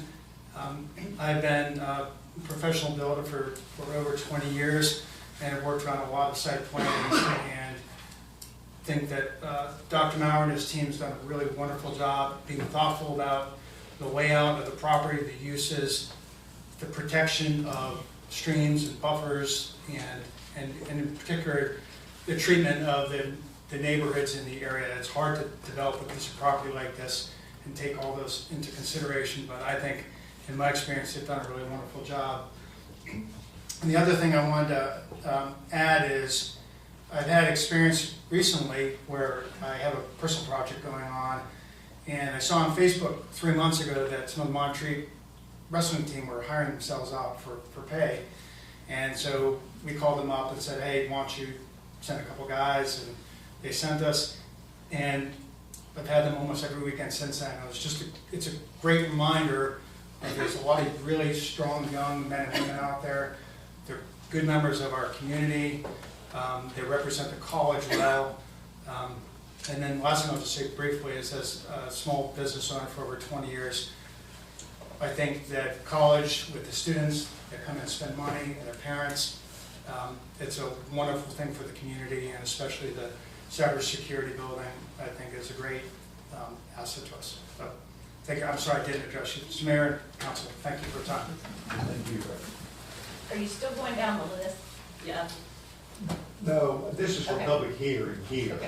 I think I was on the But list. if you want to speak, you can speak, or you can Well, wait I'm on till the list. you're on the list for the second citizen council. Yeah, I think I'm on the list too. Go ahead. Well, I think these are folks that think they signed up for a public hearing now. But- So Yeah. that's where it got a But- little, but- it got a little But they confusing. can speak. Of course. Yeah, they can speak. Jen Tozier, 704 9th Street. That's my husband. And I just want to say, I have a bit of an emotional connection to the land that's in discussion. I grew up playing there. My dad was a leader in the Episcopal Church when they owned it. So I slept in the manor house every summer for a couple weeks. It was my backyard. Went to the medieval court festivals they always had. And my dad's office was actually in the annex building, which is one of the numbers up there. And we returned back to Black Mountain recently after being gone for many years, and I can't think of a better way to use that land as to raise up leaders and educate them. And as my husband said, we've had experience getting to know some of those students, and they don't have any fraternities or sororities. It's a big plus. And we just think that the college would be a great asset and benefit to have downtown and help the business owners. Very good. Thank you. Anybody else wish to speak? All right, yeah. As a business owner, thank you, Mr. Mayor and council members. My name is Beth Ballhausen. Our address is 103 West State Street. My husband and I own Town Hardware and General Store, and we're celebrating our 95 years this year. And you're not going to find stores like ours in towns of similar size very often. One of the things that has allowed our store to continue on and exist as it does is because of the amazing community that has supported it and believes in growth and continuing to bring in new locals as well as visitors to enhance our customer base. So that's on a professional level is how we feel about this wonderful project that Montreat is proposing. On a personal level, we have been blessed to house 5 Montreat students over the last 5 years, 3 of which are cybersecurity majors. One who's living there now is a graduate and actually works for the cybersecurity department and is at home feeding my dog because this has run over a little while. These are amazing young men. They are very intelligent, articulate, going on to be leaders, as was alluded to earlier. Montreat just has had a big influence and continues to not only bring in students. Two of mine have been from North Carolina, but my last two, one was from Ecuador, and the one we have currently is Croatian. No, he's Serbian, South African heritage, but lives or is from London. And so we're just bringing in a diverse population to only enhance the environment here. So thank you for letting me express my interest. Thank you, thank you. Yes, you want to speak? Mr. Mayor, council members, I'm Nate Goodman. I live at 157 Vance Avenue. I'm a business owner at the CPA office across from First Bank in Ty Basil. I want to just voice my support, one, for the college's work to develop and grow what they're doing here. Recruiting in the accounting industry has become very difficult, and it's to my knowledge that the college is building out an accounting program, their business school. So whatever they can do to continue to build that, to be able to fuel what we do for the community with tax services, would be very beneficial. I would also request that the town consider what is happening on Vance Avenue, not just from a college traffic standpoint. That road is also used to access the Greenway, both for pedestrians and neighbors. I think we all at times need to be reminded that we're going too fast. So I'd like to also request that we consider putting in speed bumps on Greenway specific routes or bike routes in order to protect the citizens of our town. So thank you for what you do. Thank you. Thank you. Anybody else wish to speak before we close this public hearing? You hear my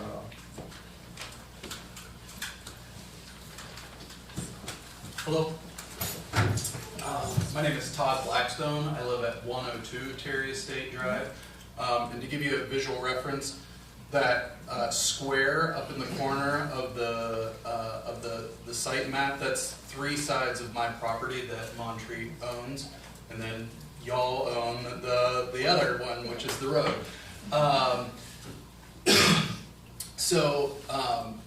As many of others have said, we are huge fans of Montreat College, and honestly, we wouldn't rather have anybody else build on that property than Montreat. We feel that they have really great intentions for that property, and we are excited for the long-term impact of that property.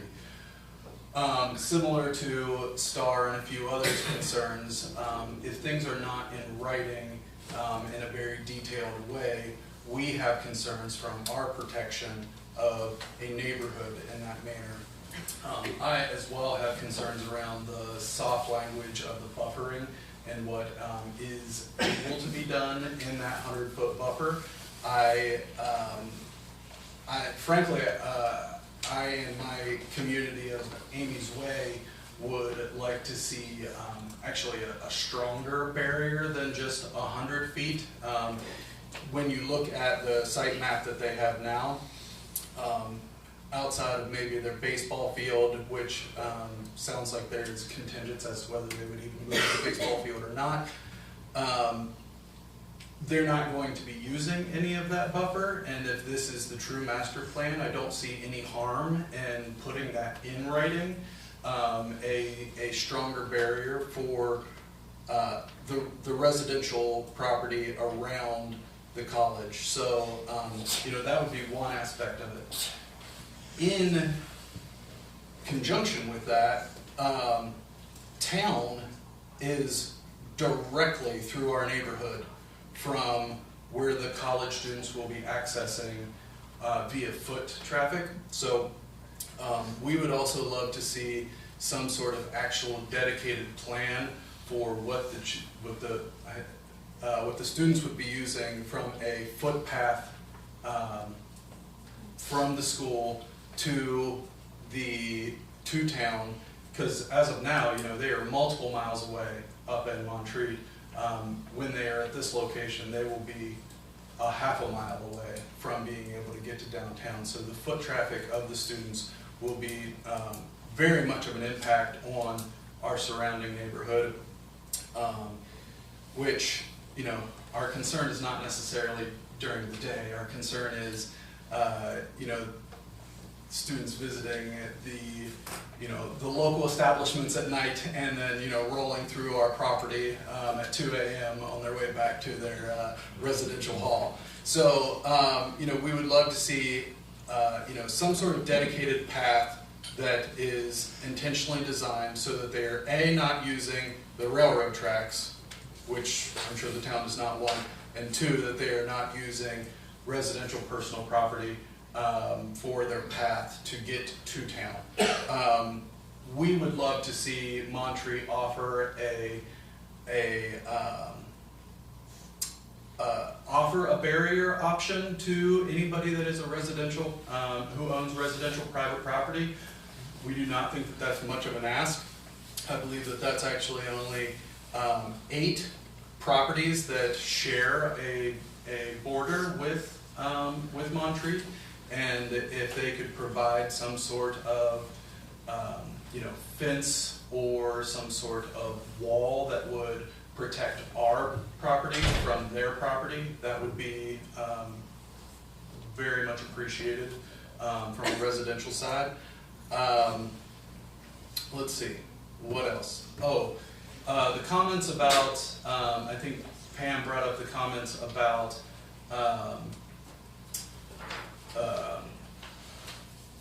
shuttles on Vance.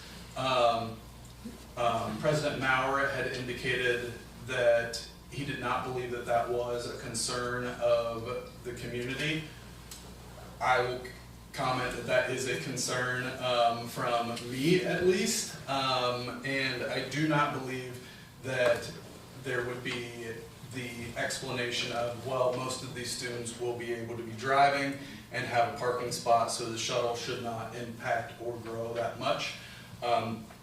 I believe that per the explanation that I had heard, that the concept would be that most of the residential students, or that most of the general education would be still happening at up in Montreat, and that more of the technical education would be happening down here.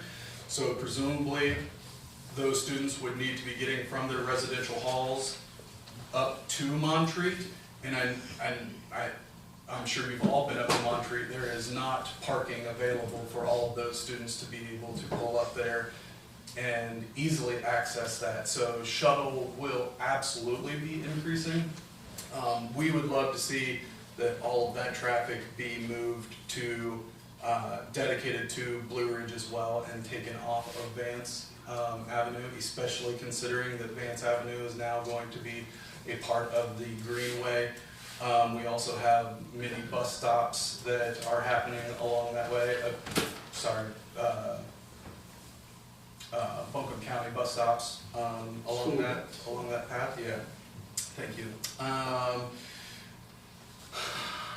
And anything else that I've heard?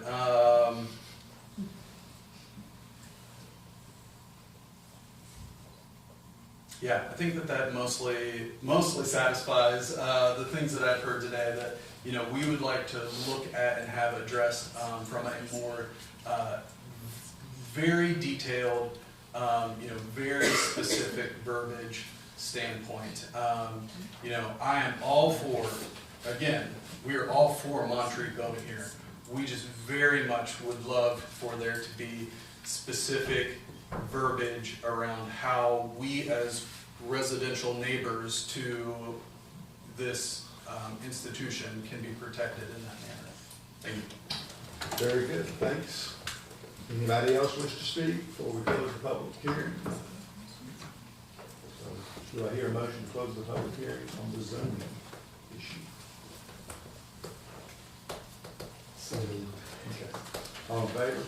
Aye. At this time, I would like to go ahead and adjourn for a 5-minute break.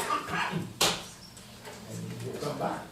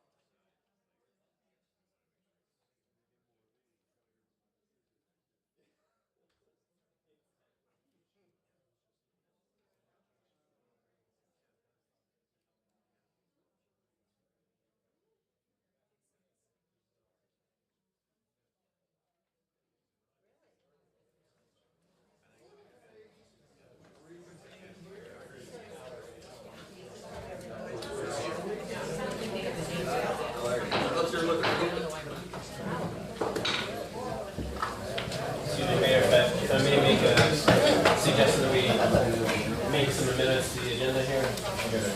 Yeah. I'd like to propose that we move the development agreement presentation to, just based on the amount of time that we've been spending on this, to move the development agreement presentation to a future meeting. I think the rest of it should be relatively quick discussion, and then also move the closed session to next month's meeting as well. So did everyone hear that Doug wants to go ahead and wants to move this item A and new business to the next month? As well as the closed session, if that's. You want it, well, next month with the holidays, I know it's difficult for everybody. Would we like to consider the closed session of a special meeting? That's And what I maybe was maybe have, Josh and Wesley look at the calendar, come up with some proposed dates, email it to us, and we can go from there. That would be my preference. So those are the two changes, right? And at the closed session, we'll just have to determine, Josh will just have to come up with a date that's convenient to We'll hold everybody. So, do I hear a motion for that? So we can change the agenda then, please. I move to strike 9A from the current agenda and as well as the closed session. Okay, all in favor? Aye. Okay. All right. So we are now, we closed the public hearing. Next would be to adopt an ordinance for the zoning map request for Monterey College. Subject to any changes in other conditions. Mr. Mayor, the way it's structured is the text, the adoption of the text is the public hearing we just went through, the way it was structured. So you just mentioned map, so it'd be an ordinance adopting the text with the conditions. And then when you get through that, it's been noticed as a separate public hearing for the map. I'm assuming that if you go along with the text, the map will fall pretty quickly. But just a clarification to your point, dealing with the ordinance on the map, nor dealing with the ordinance on the text. Did I say map? You did. I'm sorry. That's all right. Thought I said read from zoning request. And in the future, since this is the first, this is the baby conditional zoning, although it doesn't seem like a baby, does it? In the future, we'll work to streamline some of this, so we're doing one public hearing to encapsulate the zoning request, as you just said, Mayor. We don't have to have two public hearings. So, to restate, we're now talking about adopting an ordinance for the conditional zoning request for Monterey College. At the risk of leaving everyone hungry for longer, I have a few additional questions that possibly Jessica would be a good person to answer. I'll try. As you know, because you've been working very hard on it, there are changes to the Unified Development Ordinance forthcoming. How does conditional zoning impact the ordinances outlined in the UDO compared to their current zoning? That makes sense. May I rephrase the question? Please. Make sure I'm getting this right? Yes. Are you asking me how it would be different if it was under the UDO and not under No, this request? no, I'm not. I'm Okay. asking if, for example, in this notes document, there's a lot of reference to regulations as of August 28, 2023. I'm trying to understand if we were to adopt the conditional zoning, how Oh, I see. So the UDO would not impact their application. In fact, it already does not, simply because they made their application before such thing was adopted. So they would have permit choice, 160D, and so even if you had not made a decision on their application, UDO were adopted, it would be the applicant's decision which set of regulations they would be working under. Okay. And that's for the entire master plan, or that's building specific, that's permit specific? That's almost everything except like building code. I mean, it's the zoning rules, it's the development regulations. If stormwater were to change in the middle, permit choice, there's a whole list of them, as you pointed out the other day, because I thought it was a shorter list. And I think you helped write those rules. Permit choice gives us a window to all applicants. When rules change, whether it's a UDO or just a small, standalone development regulation, that opportunity to say, I'm going to do this one, or I'm going to do that. So, I mean, for example, the UDO could include potentially some tree ordinance language that we don't have today, right? That's correct. If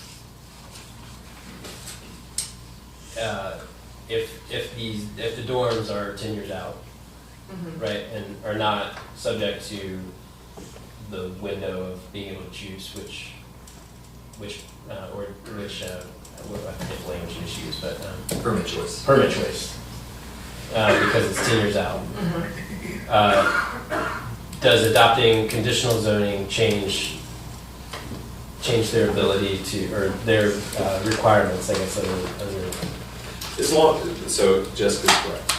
Their application, their request being judged on the set of development rules you have of record today, as modified by site-specific language that you may come up with in this conditional zoning. So everything else is sort of by default, whatever is on the books at the time of their application. So if you create a new tree ordinance in the future, as long as they remain vested with those rules, that tree ordinance, new tree ordinance regulations would not be applicable. Vesting is an interesting topic that I could sit here and lecture a class for a semester. But vesting essentially means that there's multiple ways to be vested. A multi-phase project, for example, is vested if you do nothing else. Multi-phase project is vested for 7 years. If they actually start doing substantial commencement of the work that you've been authorized within a year of approval, then the whole project is vested so long as they don't stop for 24 consecutive months voluntarily and intentionally. They can ask for greater vesting through a development agreement. You've seen the proposal of 50 years. That's greater than anything that's on the books now. So there's a lot of different ways to be vested and a lot of different time frames. But the bottom line general rule is, at the time of application, what are the rules that are in place for development? Those are the ones that apply so long as the project remains vested. Yeah, okay, that makes sense. I appreciate that. And what I'm trying to just make sure I understand is if under the current zoning, what the difference between the current zoning and if we were to pass conditional zoning, and where, like, if are they vested at all now because they have a master plan now? Is there a difference in what what regulations they would be tied to? So my understanding of this master plan is it's all, and I think Jessica made the point, if they wanted just to abandon this and come in and say, I'm going to ask for development approval under the baseline, and they would have to submit a new plan. They would. Because it's probably got too much stale on it. And they would have to come in, and if whatever rules are in place at that time of that application will be applicable to the project. So they're really not necessarily vested based on the baseline. If they abandon this process, they'd have to file a new application. I think there might be some confusion about what rights are vested as opposed to what remains perpetuity associated with the zoning district itself, like the allowable uses. It's not exactly what you said, but I have in the weeks coming up to this meeting, I think there has been some confusion about that. That their right to have a college campus there, to have the uses that they're proposing, those don't go away in those 7 years. But which conditions of how they go about developing it may change depending on any number of variables, continuing the work, extending those vesting rights through a development agreement, which the college seeks so they can develop that master plan and execute it under the same conditions. I mean, that's why any developer asks for these sorts of things, so they have a predictable regulatory environment is what is the jargon kind of working, that they're aiming to get. I'm not sure we've still answered your question or not, but conditional zoning still exists in the UDO. And, you know, So I would say the permitted uses are something that would, so this site-specific plan and the uses they've expressed in their application, those things are an extra blanket that applies to this project that will control over any conflict over the default baseline things. And I will say, if you were inclined to adopt this ordinance, you really couldn't do it tonight anyway, because I would have to get direction from you to draft conditions that are very clear with what you desire. And that's very typical with conditional zoning, that in these complex situations, we may have to get direction to come back to you the next meeting with conditions that are more, that are clear. So anyway, I hope we're addressing your question, but the specific scenario is that new tree ordinance would not necessarily be applicable to this as long as they remain vested. But if they were under their existing zoning, would it be applicable to their existing zone, to any future development? So let's assume they abandon this CZ and so they're not vested with if they don't have an application that's in the hopper. Right. If they come next month and say, oh, I'm just going to go with the baseline zoning and here's my application for approval under that, okay, then that would lock in right, the development regulations at that time. Okay, thank you. Maybe this is a question for Jesse. As far as timeline goes, I know that the road is fully funded. Sounds like we're $30 million out from the and I know that we're not locking any timeline in. Everything is still in flux. But is the hope, is the desire to break ground on the road, in the coming months, or is this something that could still be years out from? I'll let President Mallon probably speak to that. I know I'll need time to design, so it's not in the coming months. Okay.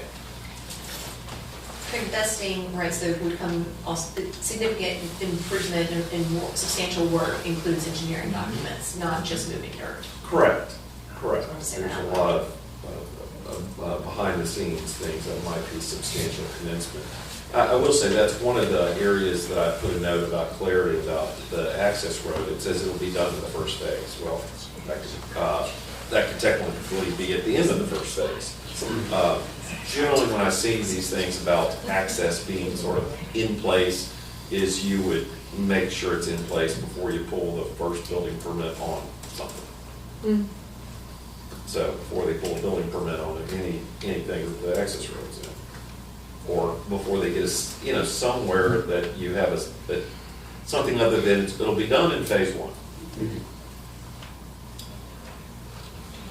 We don't have a timeline to build the road. Okay. I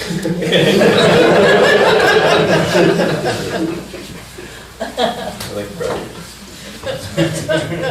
But I would assume in terms of ducts, right? That's what you're talking about. The duct of the road, right, is the first duct that occurs.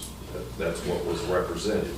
So that a condition that says that duct will have occurred before you pull a permit or begin construction on the next duct. And so then, the condition of oh man, papers got all messed up, of traffic, student traffic, moving off of Vance Avenue. The road may be done, construction on the building is taking place, speaking very hypothetically, and there's lots of construction vehicles.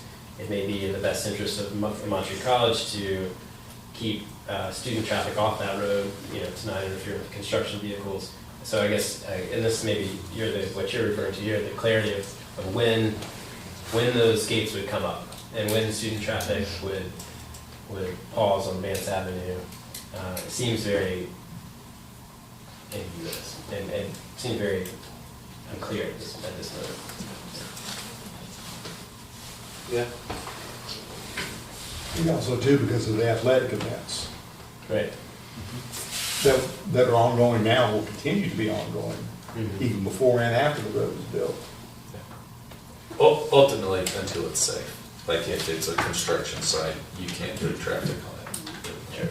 I think the college is willing to put traffic on it once it's safe. And that be, once it's completed to a point where it's safe for people to use it. I think we're at a point where our attorney has advised us to go ahead, and we're looking at this agreement here. We're also looking for conditions. And I think that may be important time to list the conditions if you want to let him look at, and then get us the documents, come back to us to look at it again. Yeah, and ultimately, all the conditions would be, more than likely should be shared in advance with development teams so that the language is crystal clear, because they have to agree in writing to the conditions. So that'll have to occur. I will say that generally you have an expression of sort of the majority will that you would like for the ordinance to be adopted. Now go forth and do a good job coming up with the conditions to support that general will. So I think it'd be fair to have an expression of this council's general will to approve the ordinance, subject to working through the conditions, if that's what you want. We aren't going to review these conditions tonight. So to give direction to us, to me, Josh, on what should we clean up with the conditions that are important to you. Anybody wish to go first? I still have another question before we quite get into that, but I was curious, with looking at the height of the dorms in particular, what kind of ballpark number of residents is the goal with, having a 75-foot building versus a 35-foot base district?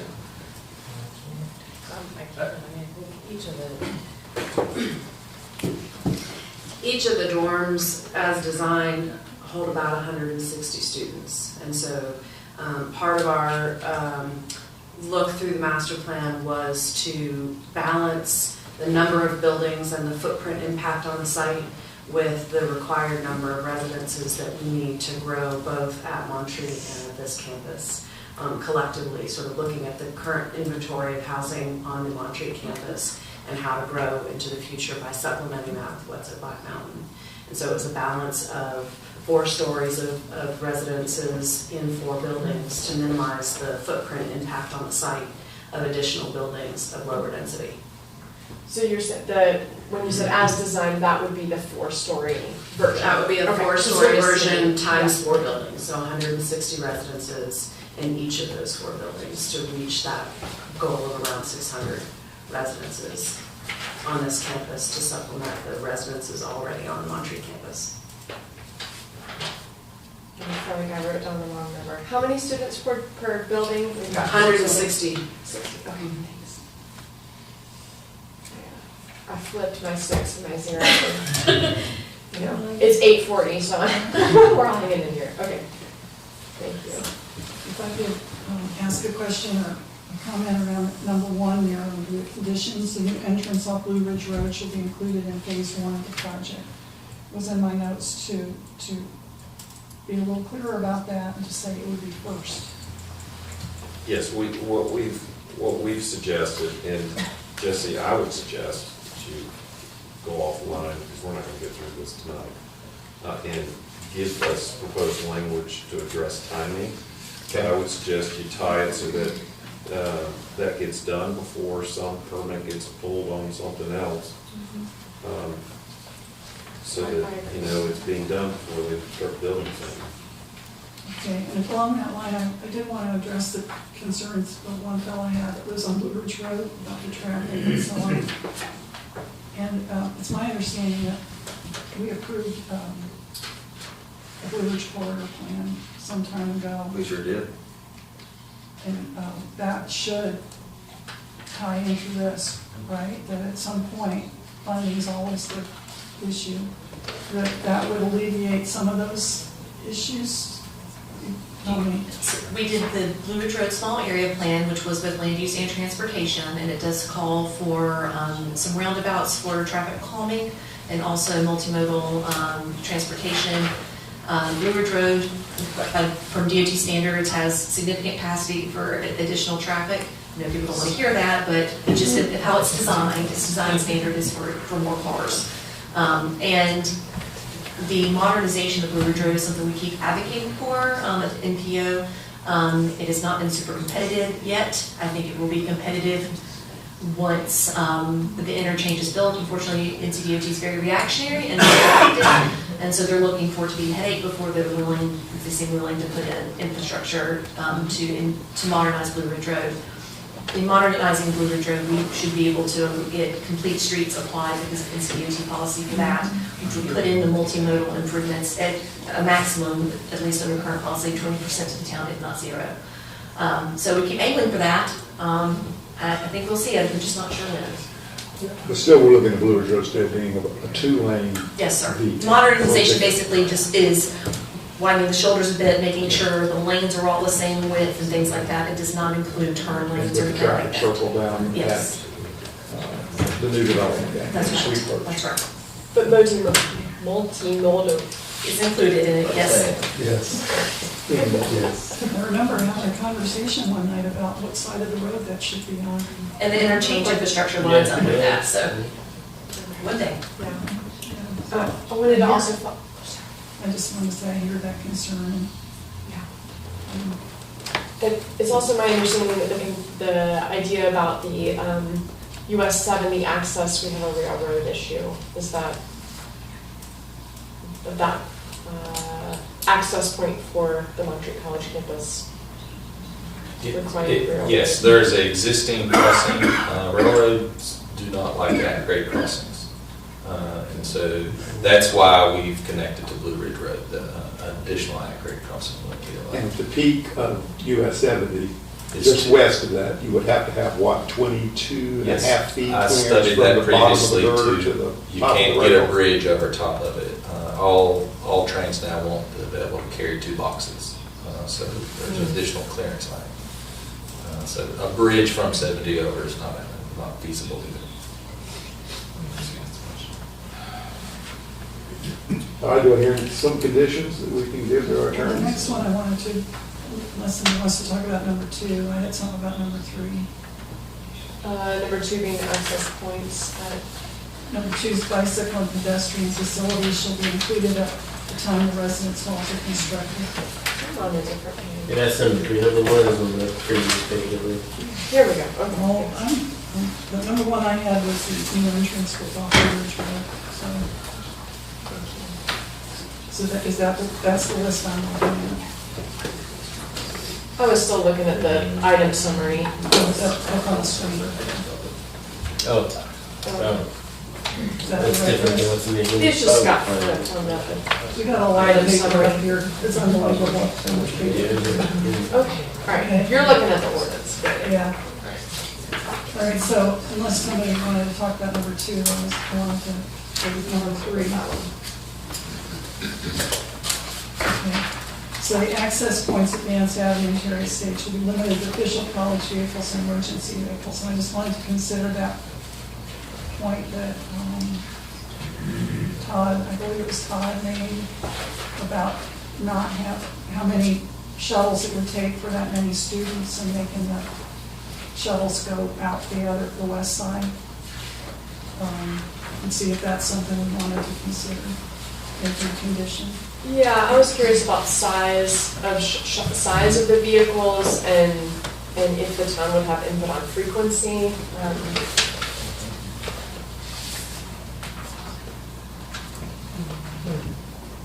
Thoughts about that? Yeah, I mean, I think that the comment, in my opinion, seems very reasonable to assume that shuttle service would increase significantly. 600 students were living on campus versus what's happening today. So, because there are only 2 academic buildings in this proposal, so most of the academics would be on the main campus.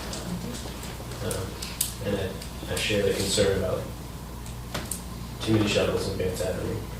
Yeah, I mean, the infrastructure of that neighborhood is, those are narrow roads, narrow intersections, so I worry about the length of vehicles having to come through there with a lot of frequency.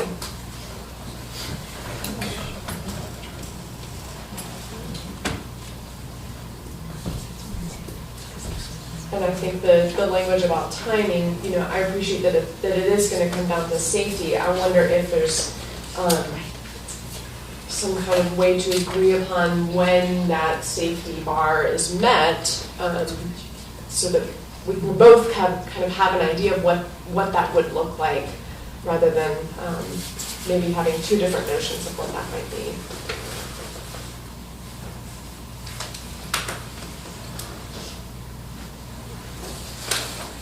I think my preference would be to route all the shuttles out the west side.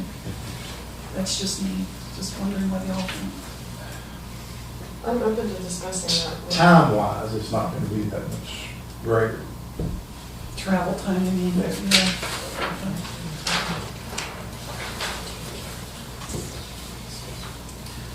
Jesse, is there any idea, you mentioned the safety, can y'all consider a condition that, because you're basically saying, when's the Blue Ridge access going to be primary? When's it going to be our primary access point? Because that primary would suggest safe, because it's your primary access point. At some point in time, it will become the primary access point. Vance will become a gated secondary access for limited purposes. So we're just trying to, based on your comment, trying to flesh out when it becomes the primary access. I think we can get comfortable with something in that regards. Limiting transit from this entrance is, I think it's still closer, shorter. As students get down here, as this campus fully built out, now we'll have students that are participating in these athletic sports, so they're actually staying on this campus, not necessarily always going back and forth. I would hate to cut it to 0. I guess I'll leave it at that, is I do feel like transit coming through there. Well, there's going to have to be transit for the athletic events from now on. That's what we're saying, there wouldn't. Well, the concerns I heard expressed, one of the concerns was, you build this housing, and that's going to drive more shuttles. Well, I'm assuming the west is primary. We just got through saying you've got to build it before you really start building the residential housing. So with the fact that the new housing is not going to be there before the main access road is there, I mean, the ducks in a row. What is the timing, unless you say, well, no more shuttles, we just heard Jesse say, we got a problem with that. At the end of the day, these are conditions that have to be approved by both sides. This is the conditional zoning. I just think at this time of night, it is a concern that you hear them express. You've got a concern about going too far. So I would suggest take a stab at drafting something And you all have to bear in mind that if they abandon this right now, as Jessica's indicated, right now it's Bullock Road. Right? Yeah. Bullock Road. So, there's a lot of speakers that talked about the compromise that's taking place because of what they're asking here, and there's some legitimacy to that. We're just trying to find that balance. So I would suggest you put it back on that and draft something to try to address the concerns that have been expressed. And I can look at it for clarity, but unless the will of the majority is saying, we don't want shuttles, and at some point in time, then you can say that, but you run the risk of them not agreeing to that condition, and then we're sort of in a stare down. I'm not advocating for no shuttles, so I want to be clear about that. I do want to be thoughtful about the infrastructure that's there through that neighborhood, Vance Avenue, Terry Estates, that area. I think at the size and frequency of vehicles that would be coming through. So whether that means it makes more sense to route through Blue Ridge Road or have further discussion about what that would look like in practice, I think is important to me. But my concern is always about how this impacts the town of Black Mountain residents, right? That's what we do. And I've already heard we all heard it at the planning board, a lot of the residents came over there and shared their concerns about right now, concerns they have. And so when I hear a lot more residents being in there, then it makes me worry that we need to protect that neighborhood a little bit. I guess the complaint I've heard the most is student drivers, not necessarily shuttles. So, no, I hear shuttles too, honest, I have heard it, yeah. And foot traffic, some way to have paths come in without using the existing. And then also too, then the setbacks for the adjacent properties.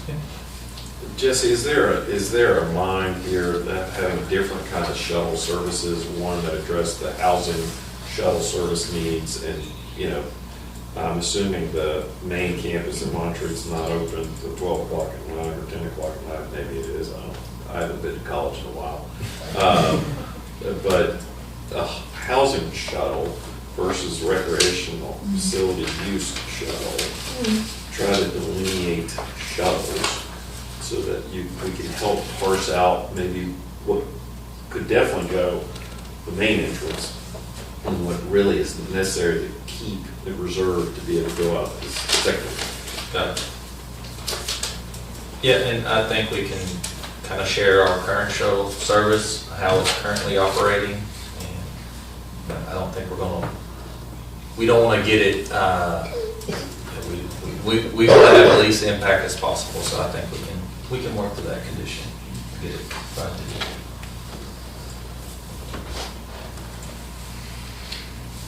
Anybody else want to list some conditions? I really am, aside from some clarification, I really am fine with all the conditions. And I'm grateful for Montreat College and Jesse and for everyone to hear us out and answer all these questions. And I hope it hasn't felt combative. It's not my intention at all with all these questions. I do still worry a little bit about the setbacks and not identifying that. I kind of heard what I understood was almost two different opinions from the attorney tonight about whether we should. My wife tells me I'm inconsistent. Don't hope she's not watching this. So what I'm saying is that the site plan is indicative of the proposed use, and it provides this overlay of what they're saying they're going to do, and what they're showing is a substantial buffer. I think what you're needing, we need to forego the language that's in the application explanation, because that was sort of the default. And I would ask you, Jesse, to be more exacting about the buffer, to give the plans some breadth or some clarity. Because in the past, when I've seen these things, you might have an arrow that says the distance between that building and that property line is X, And so that sort of establishes, you see this building over here, and sort of that's established sort of a window of we're not going to be building, there's not going to be a building encroachment, you know, to the east of that. So there's some way to give some measurements to what you're seeing here. Yeah, I think. As to a buffer. And remember, a buffer is different than a setback. Right. One denotes something more potential vegetative or screening versus a setback. It's just separation distance. Yeah, I guess really I'm referring to setbacks more than buffers themselves. Yeah. So I apologize for using that incorrect language. I think that some clarity around that would be very helpful. And I'd just like to kind of offer, if we are talking numbers, which I know no one is talking numbers, but I'm about to. The building height increase, which is where height shall be limited to 4 stories or 75 feet. So 75 feet is at 114% increase over the current 35-foot height limitation. And so,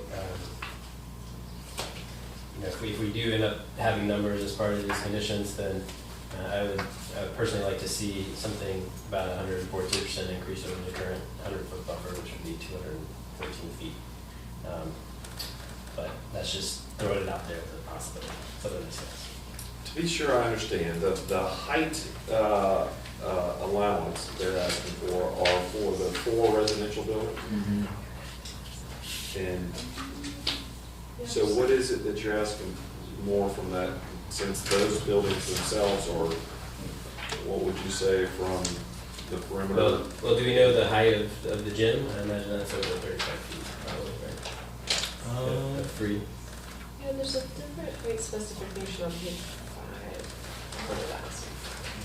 Are there any other, so with the default height currently in the ordinance for buildings in this zone, is there any other modification besides this 4? Of height? Yeah. I don't think so. Yeah. On page 5, it references in the second paragraph, no building on the campus shall exceed 4 stories or 60 feet in height. So the 75 was something that y'all got to with the planning board? That's right. Or- Okay, thank you. We were going 60 feet to the ceiling of the highest occupied floor. But you are, And they wanted an external measure. well, the way the town measures building height, it takes into account your roof line.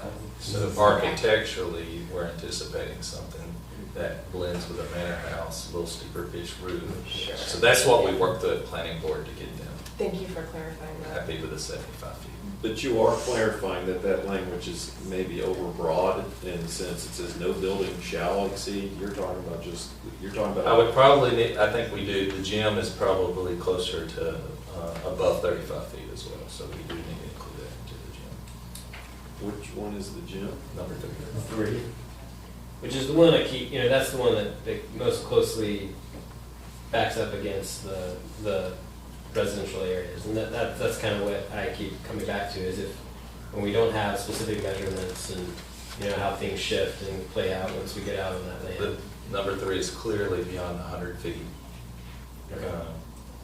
I know it's not drawn on here, but it's outside of the 100-foot buffer from residential. And we're good with that condition. And I'm happy to draw that on the next map to show that line. Are we also going to clear up the language on the flexibility to locate or relocate? Yes, we would, I think that was on the list addressed. Okay. We would tie it more to a substantial change if, what you see is what you get, and if they move the building. Again, movement is a little bit in the eye of the beholder, but we'll come up with language that fits the concern. But let's go back to the 3 again. Just clarification of buildings that exceed the default. We've got 5. And is it up to 75 feet in height, Jesse? Because the residential was 4 stories up to 75. feet behind. Is that what I heard y'all say earlier? That was what the dialogue at planning board resulted in. Is that 4 enough? stories or 75 feet. 4 stories not to exceed 75. Sure. And then would that be, in terms of not to exceed 75 feet, would be for building 3 here to the gym? Yes. You need that? I think it says it says height shall be limited to 4 stories or 75 feet as measured by the town's regulations with any rooftop mechanical equipment to be screened from public view. Oh, yeah, but we're being specific buildings now, so that, you know, that, we're talking about a variance or modification for 5. Yeah, so we call out each, the 4 residential buildings in the gym. Because you wouldn't want the cybersecurity to be 75 feet high. Pretty cool, but.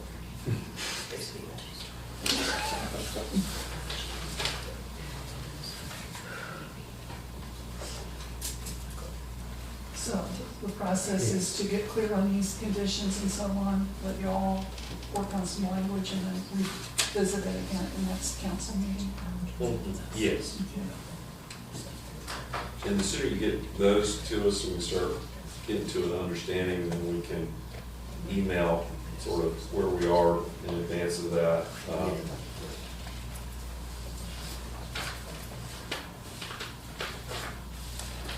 Absolutely. I know that this has been a really long evening for everyone, and I feel like this has been really productive, and just want to offer gratitude for everyone that allowed us to get this far, even at 9 p.m. So I would echo that's the benefit of conditional zoning. It's a collaborative effort. You know, we didn't want to go draw it and bring it down here. We wanted it to be this way. So that's ultimately why we chose conditional zoning. It's a team effort.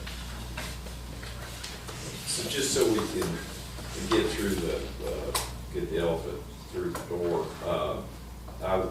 unless we have more conditions that we do need to get to the open the public hearing for the map, have that, close it, so that we've accomplished the public hearing process for this zoning request officially.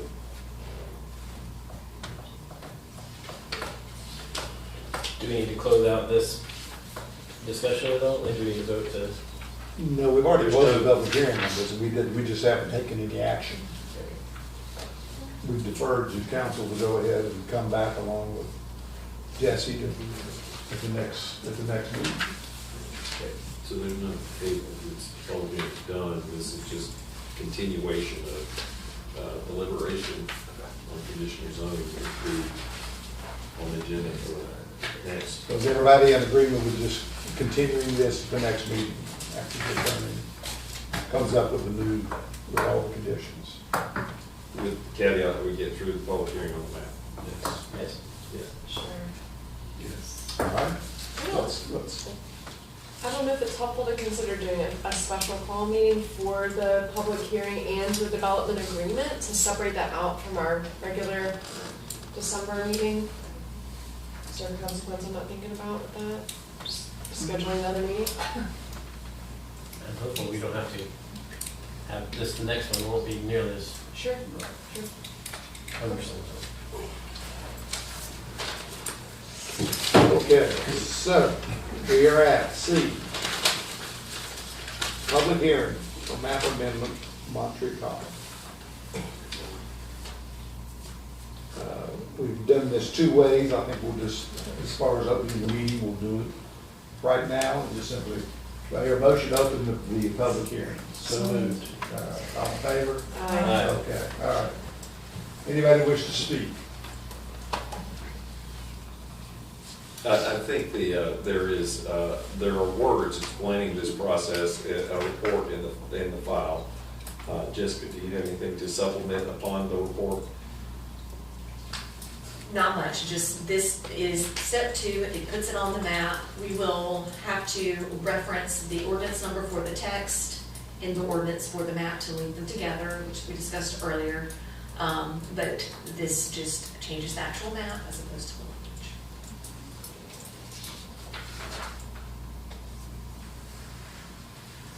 Is that okay? It's lovely. Okay. Good. Get funnier as the night goes on. My wife tells me that too. I think it's a lack of oxygen. But Does anybody wish to speak?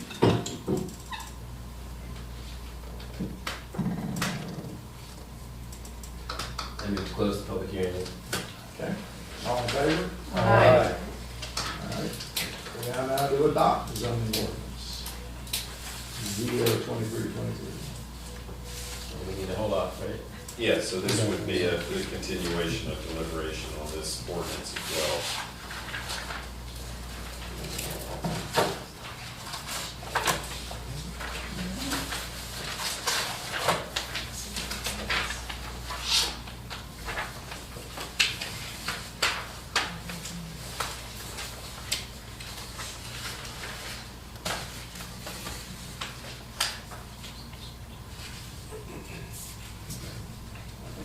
Citizen comments next? That one just did? Oh. Closed? Oh, next, I mean. Yeah. The citizen comments themselves. So, we were putting that off to the next meeting then, correct? Yes, sir. Citizen comment, everybody signed out, spoke. So I don't think we have anybody else that's going to speak, so we'll go now to new, they don't have any unfinished business. I'm sorry, yes. Unfinished. What is this citizen's comment about? What's that? The second period is about unfinished or new business. Or new business, anything that was listed as new business. Okay. And you're not. You wish to speak? No, the only thing that I wanted some clarification around. maybe Okay, for- if you come up with that. Yes, sir. Sorry, the only thing that I wanted some clarification around was in regards to the conversation about the road being built and when it was safe for use versus not safe for use and Vance Avenue usage, all of that conversation. My only thought to implore you guys to think about is there are different phases to this project. So though construction may not be in use for that road any longer for phase one, what happens when construction for phase two and phase three are required, or the concept of the ongoing construction that might be going on during that time? If the concern is the road is not safe, if construction equipment is going on it, then what happens to all the necessary traffic during the construction times? So I don't know the answer to that, but just something to think about, that this is a multi-phase project and that there will be constant need for construction movement on the road, as well as students on the road. Thank you. That was a good point. So the condition says no construction traffic on Vance. But to build the road, how are you gonna get in with construction equipment to actually build the primary access? Off Blue Ridge Or Road. you come up Blue Ridge You Road. just come off Blue Ridge, okay. So the condition right now is no construction traffic. It's what? But whether student traffic would be allowed. Student traffic and traffic going to the athletic events. Yeah, Well, while I've heard construction traffic, so. Yeah, while construction was taking place on phase two of the project, would the road be no longer deemed safe, and therefore student traffic would be diverted off back to Vance Avenue in the future? Like, Well, Jesse, once it becomes primary access, you take steps to keep it primary. yeah, right. It doesn't become third option. It's still primary, it's always primary after that.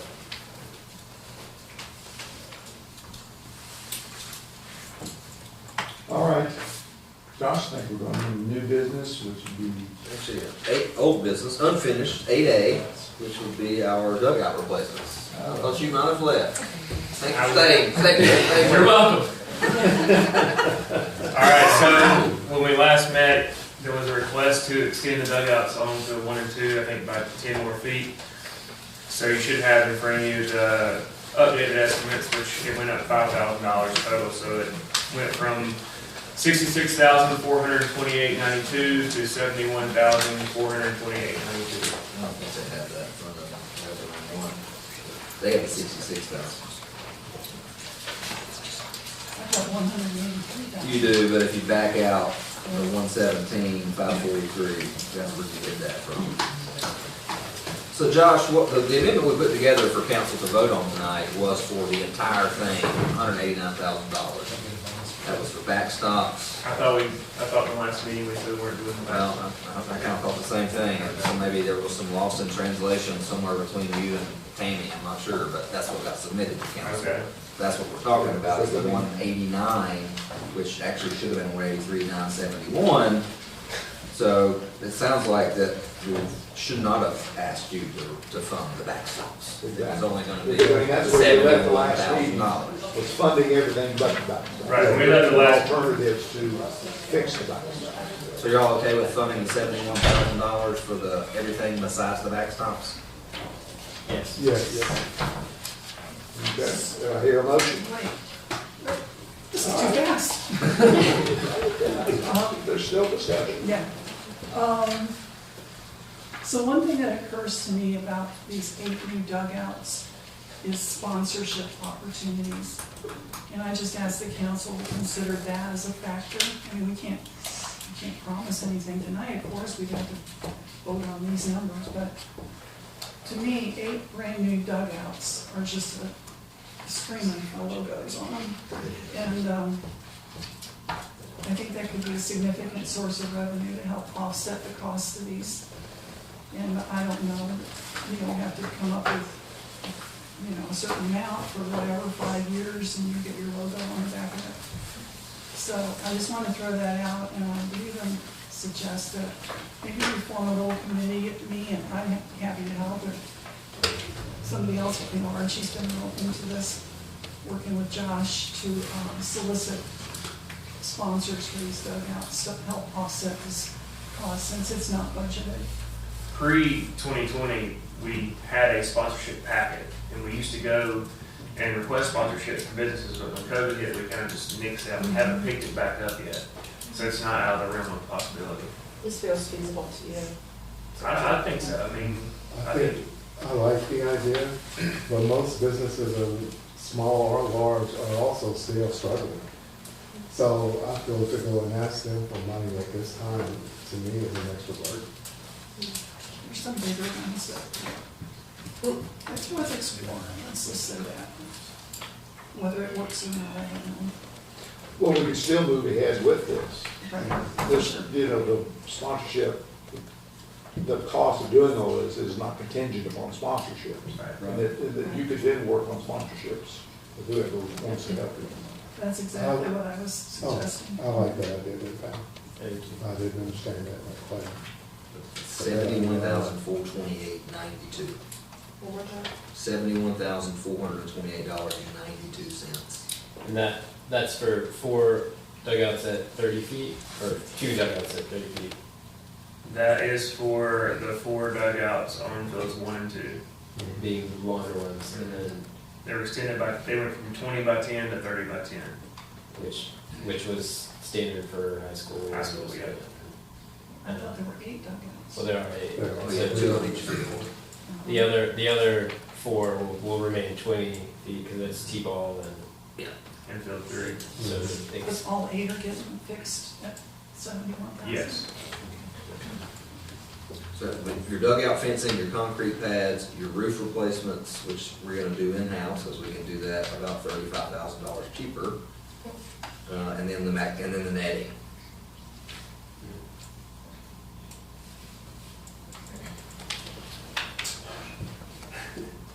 Anybody want to make a motion? I make a motion. How much was that again? $71,428.92. And that's for 4 dugouts or all 8? That's all 8 total. I make a motion that we go ahead with all 8 dugouts for $71,428.92. But I would also like to say that within that we also explore option of sponsorship, but to go ahead and move forward. Any discussion? Not all in favor? Aye. Okay. Art in the afternoon. Art afternoon, so. Stormwater, fee. Oh, excuse me. Hold on a minute. We'll skip it. Yeah, one back on front.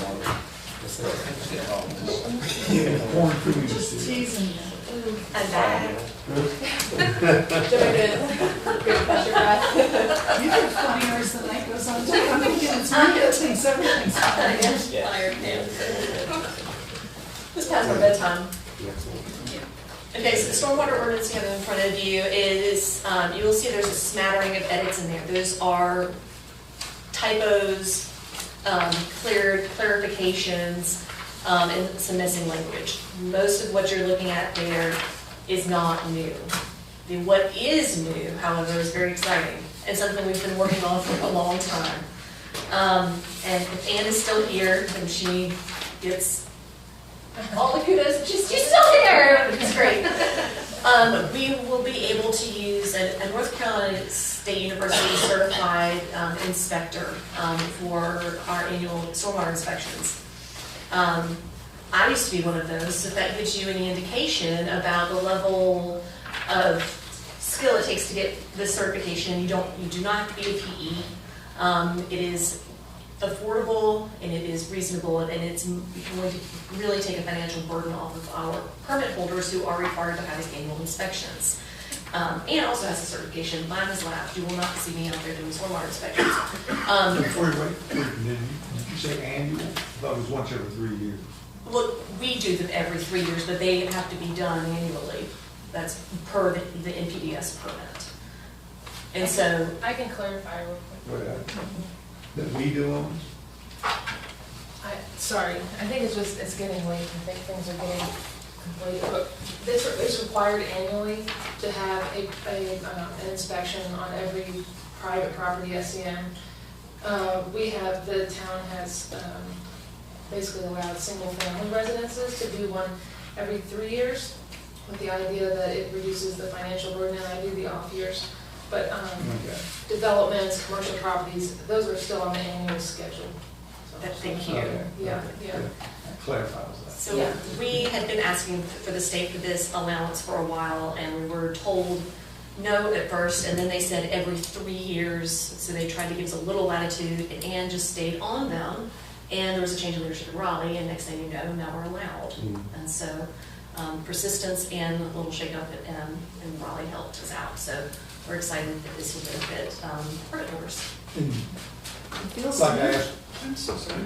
When I asked you the last agenda meeting that we're talking about, there's about 100. About approximately 100, yes, SEM holders, yeah. And so, and because you changed the fees on a lot of things. Of course, this fee hadn't been established yet, but do you have any idea, is there going to be a fee? Well, so there is no fee associated. Essentially, we're talking about giving another option for the private SEM holder to be able to inspect their property and submit that inspection report to us. So no fees then? So the town, the inspector, right now, the state tells you have to clarify who is qualified to conduct these inspections. And it includes engineers and landscape architects. And they are very expensive, and it can cost $800 to $1,200 to get a very simple inspection done. But with this certification, it's much more affordable, and you do not have to be an engineer. So you still have to pay something to get your inspection done. We do not assess that fee. An individual schedules it, and they just submit it for their compliance. Where does that fee go? To the state? No, to the service provider. The inspector gets paid for doing the inspection. Which would be No, that's a little, it's a little bit confusing because I also do have that inspection certificate. But I am right now doing the off-year inspections for the SFR, the single-family residence permit holders. I will continue to do that. But this amendment is really the option for the private property owner to get their SEM inspected. Right now, the only options they have by ordinance are engineer or architect, landscape architect. And I've heard from numerous people that that's very expensive, even if you're on an every 3 year period of inspections.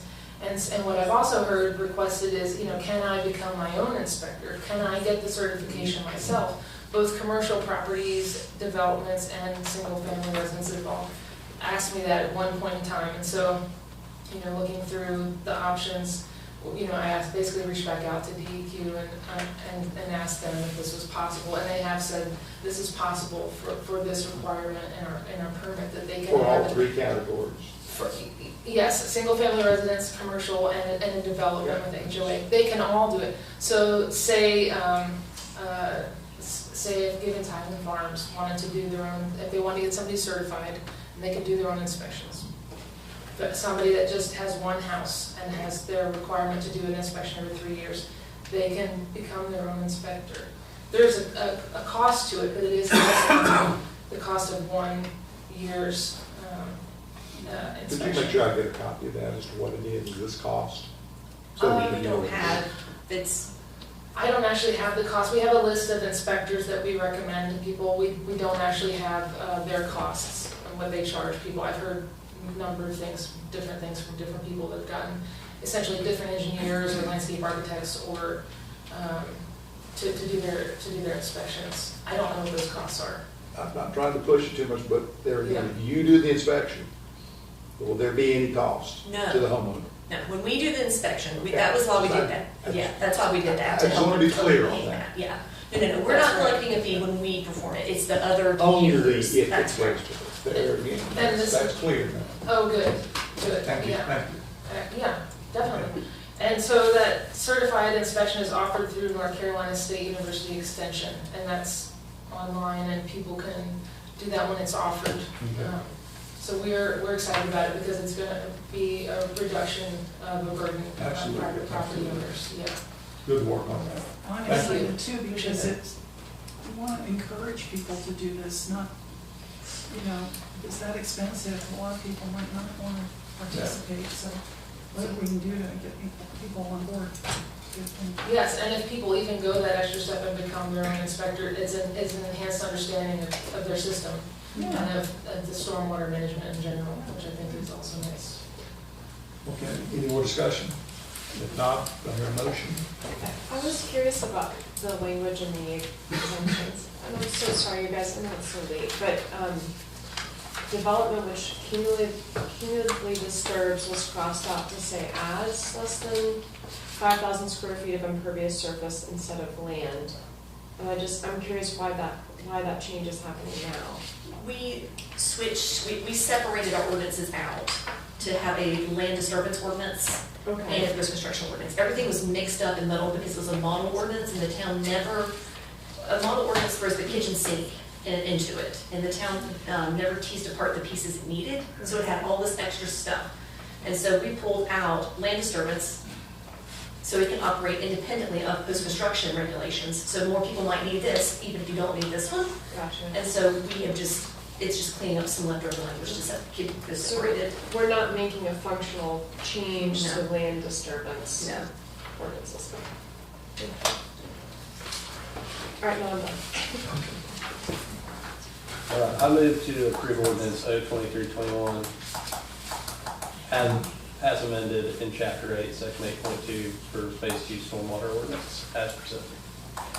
Any more discussion? If not, all in favor? Aye. Aye. All right, thank you.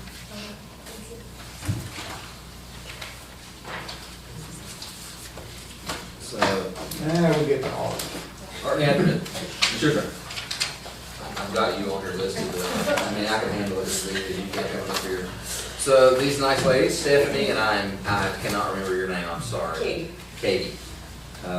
They are here with us from Art in the Afternoon. They are requesting a small, very small knee wall be removed so they can make more room in one of their classrooms. Speaking with Stephanie today, Erin is happy. She couldn't be any happier that this is happening. So this is the lady that is in charge of Montessori. There's no issue there. So they're just here to ask your blessing to remove that at their cost.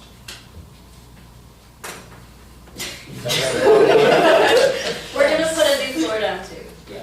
It's a mess up. And I'm gonna remove it. I make a motion to approve the renovation as presented. All right, any discussion? If not, all in favor? Aye. And, Thank you. thank you very much. Thank you. Next time, just don't take so long speaking to us. He took all the words out of me. Everyone I know who participates in our math, we love it, so thank you guys. For a long time. Thank you. Okay. Oh, we removed the Duke thing. We ready to do it, now we got. Mr. Sneed.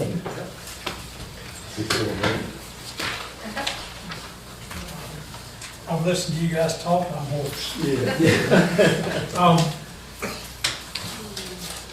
Did everybody get the clean version of the proposed agreement with the county? In your packet, we had one that's red line and changed. I still have that. And, which you can read through that and it works, but it gives the impression that we have something that we've been amending. In reality, we've operated for 40 years on an agreement that Mears and Patel never got signed. And so the town owns its library building and leases it to the county. The county operates the library, has certain priorities over uses of the property. And over time, some of the responsibility shuffled in a little. We just tried to take what we've done and put it into a written agreement and cleaned it up a little. There were loose things in the old agreement that didn't get signed. But the biggest difference is over time, the county would do minor maintenance. It wasn't in the unsigned agreement, they'd do any maintenance, and that was on the town. But when we put in there that we do minor maintenance, they came back and said, we'd rather pay you some rent. And so they offered to pay $5,000 a year rent to the town.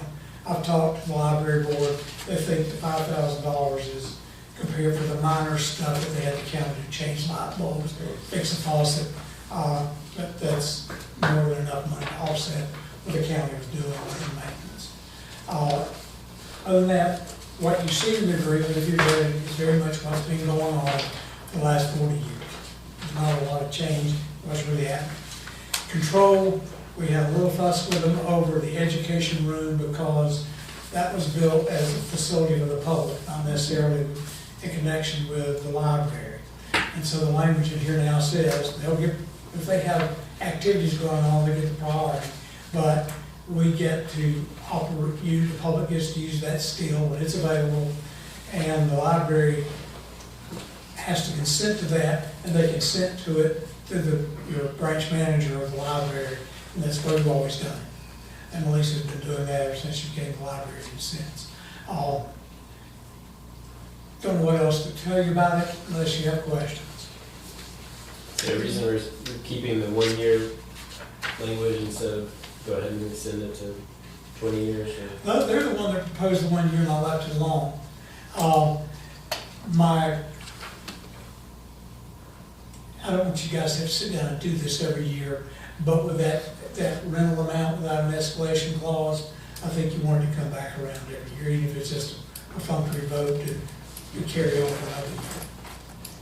$5,000 in a few years may not do much for you. So is that $5,000 held in a restricted fund just to use on that? We don't. No, it doesn't say that. It just. It goes into our general. No, it's just rent to the town. Yeah. And in exchange, they're not having to do the minor repairs. But you don't have to set aside in your line. We'll just remember to budget accordingly for some a minor line item for work in the library, for maintenance for the year. Essentially. So I don't want to belabor the lease thing, I don't want to belabor anything because it's late, but you remember we had that kerfuffle about closing our library, and everybody, a lot of people expressed their desire to keep it there, and so you and I and the mayor at that time met with the county commission chair and a couple county commissioners. Archie came to really figure out what a long-term solution was. Well, the long-term solution's been to ignore that recommendation of their consultant. So that's exactly why I'm belaboring it. I just want to keep that alive a little bit. And now, the county commission was inundated, and they became very aware of how strong we felt. But now the county commission will be changing, so all of that. But at any rate, I do remember clearly at that meeting, Ronnie Newman said, well, why don't we have solar on this building? And of course, it's weird because we own the building, but they pay the power bill, so who's gonna put it on there? And he just said, oh, that's a no-brainer, I'm gonna go back and get that done. And here we are, whatever, 3 years later. Well, I think it's, and I haven't tracked the county, but there are a lot of county buildings that did not get solar because it's a great idea in the long run, and in the short term it's expensive. So it's not going along nearly the pace that they. Tell me about it, I understand how this works about the solar thing, I've been trying, but I also know that sometimes the squeaky wheel gets, and if we. That the library board raised a couple of questions. That roof now is, I have no concept of time, but it's about 15 years old. And it made no sense to the library board to slap solar on there now, only to tear it off That's an within 10 excellent years. point.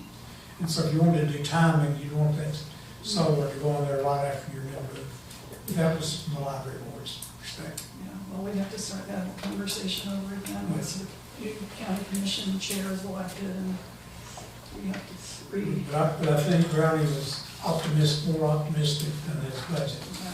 Yeah. So do you think we need to have a year lease so that we can revisit that maintenance fee? Well, it's turnable at will by either party, like our old agreement would have been signed. If there's something comes up, they're not, if we make it 10 years, they're still not locked in. They can terminate. We can make it 10 years and we can throw them out inside that. And the 1 year was their recommendation or their request, at least through their attorney's office. I don't know why, but I think it was partly because this thing is out there for 40 years without an agreement. They wanted, at least the county library board, wanted to revisit it. This thing's changed. And for a number of reasons. Libraries used to have room to hold books. And now they're designing them to hold people with very few books.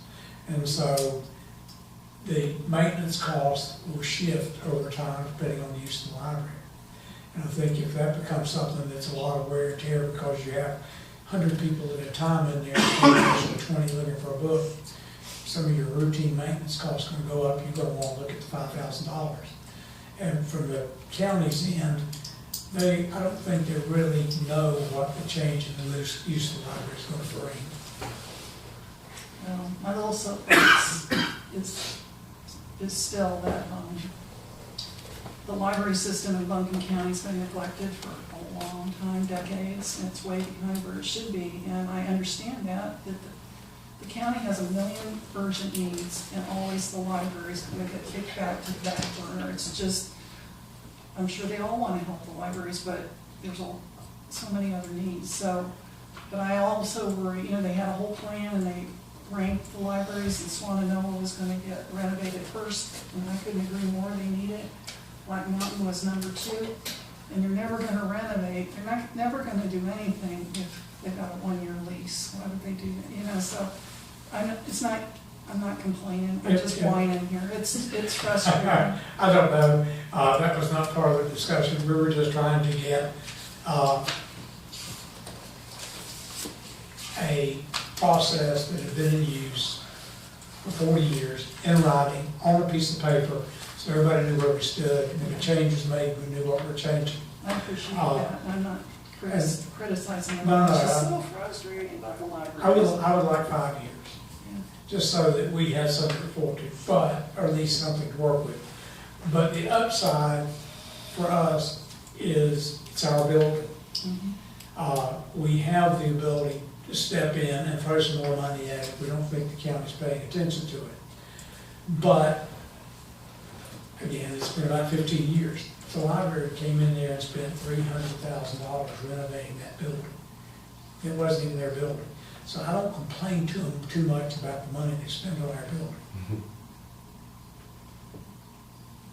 That roof that's halfway through its lifetime, we would be replacing it right now if they hadn't renovated the building. And that's a $30,000, $40,000 project. We're right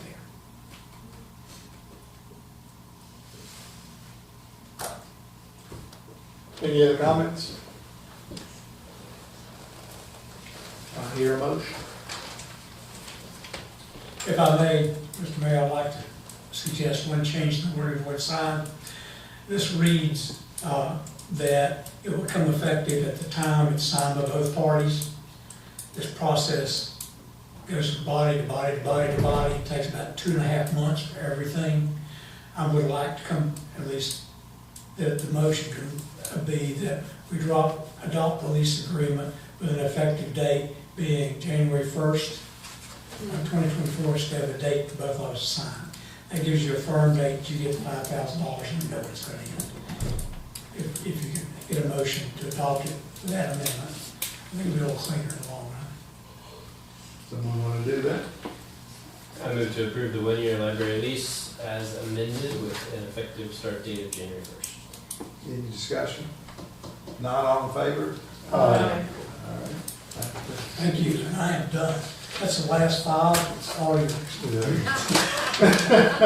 You apparently are not as funny as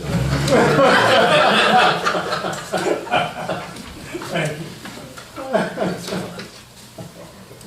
Lakeview Center rental. All right, you probably have more information in your packet than you wanted, but I wanted to give you as much information as I could so you can see what we're dealing with. We've had an ongoing trend of disrespect and mistreatment of our Lakeview Center by rentals. That really took a spike last year, and we're seeing it roll over into this year. And so really I'm just looking for some guidance on how we solve this problem and hold people accountable, because currently more than $200 deposit does not meet that standard. Well, I like the idea that Josh had there. Me too. Go ahead and get a credit card there. Well, unfortunately, our software does not allow us to place a hold on someone's credit card. But I can tell you How much would it cost us to get the software changed to get that done? that I don't know. I think we need to look into that. How about they just write a check? Well, so They don't cash it until after they've been. I don't know if we can legally. What happens if we can't go to cash if a check's not good? They should provide a cash bond, whatever amount you want, in that way, or a check that clears, that you can put, and that you hold it as like security. You know, that's my concern is, man, I'm just not gonna give you $500 cash to hold. And wait for the I'm just reimbursement. myself, I'm not gonna make that out and do that. I'm just- But if I Sure, know you you can have run a off, credit card. Well, so in the last fiscal year, the payments range in this percentage, 77% of our rentals paid with a credit card, 13% paid with cash, and 9% paid with check. That's kind of the breakdown of how people are paying for this. So 77% are using a credit card. Yeah. I mean, if there is a software change we can make, I think that's the cleanest. I think that's the cleanest way to do it, I agree. Yeah. Hold on, in the meantime, we'll see what that looks like, and then Yeah. we'll come back to it. Yeah, come back. All right, thank you, Josh. Some of the staff don't know how that, Yeah. it's expensive on our end. It is. All right, authorization to sell fire apparatus, 1984 GMC 3D.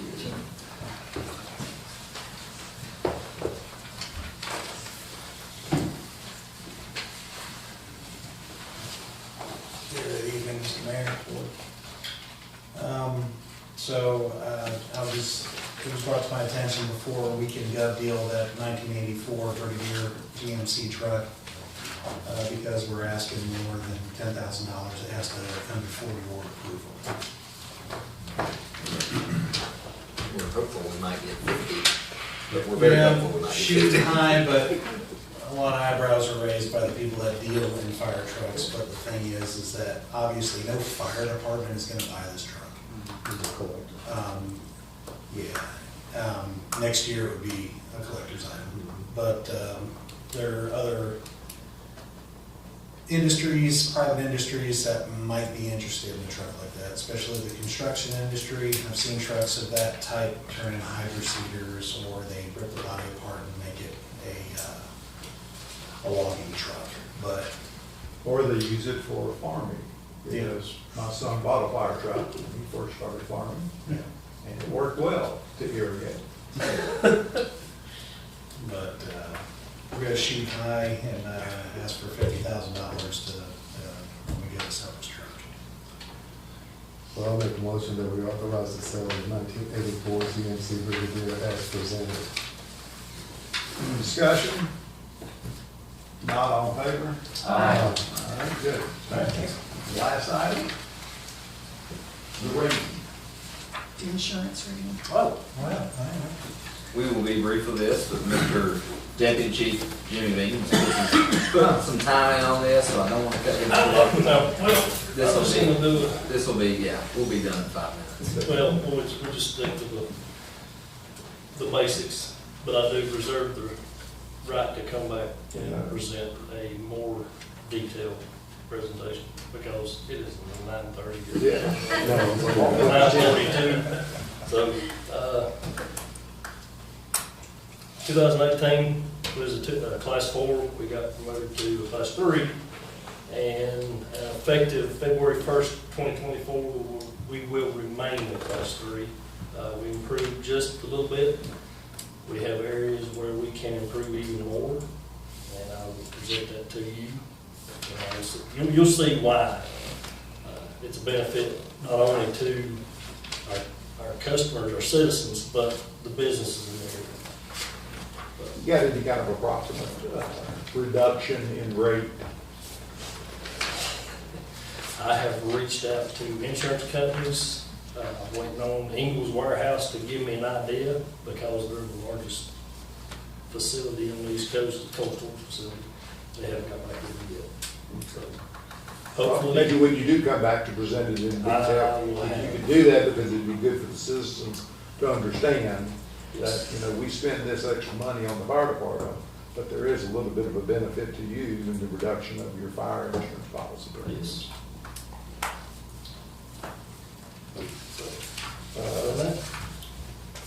I'll just keep this quick, because I'm tired of knowing y'all. And these inspections are every 5 years. Good, so- thank you very much, that was. Thank y'all for Thank you. your work and meeting. Thank you for saving us time. All right.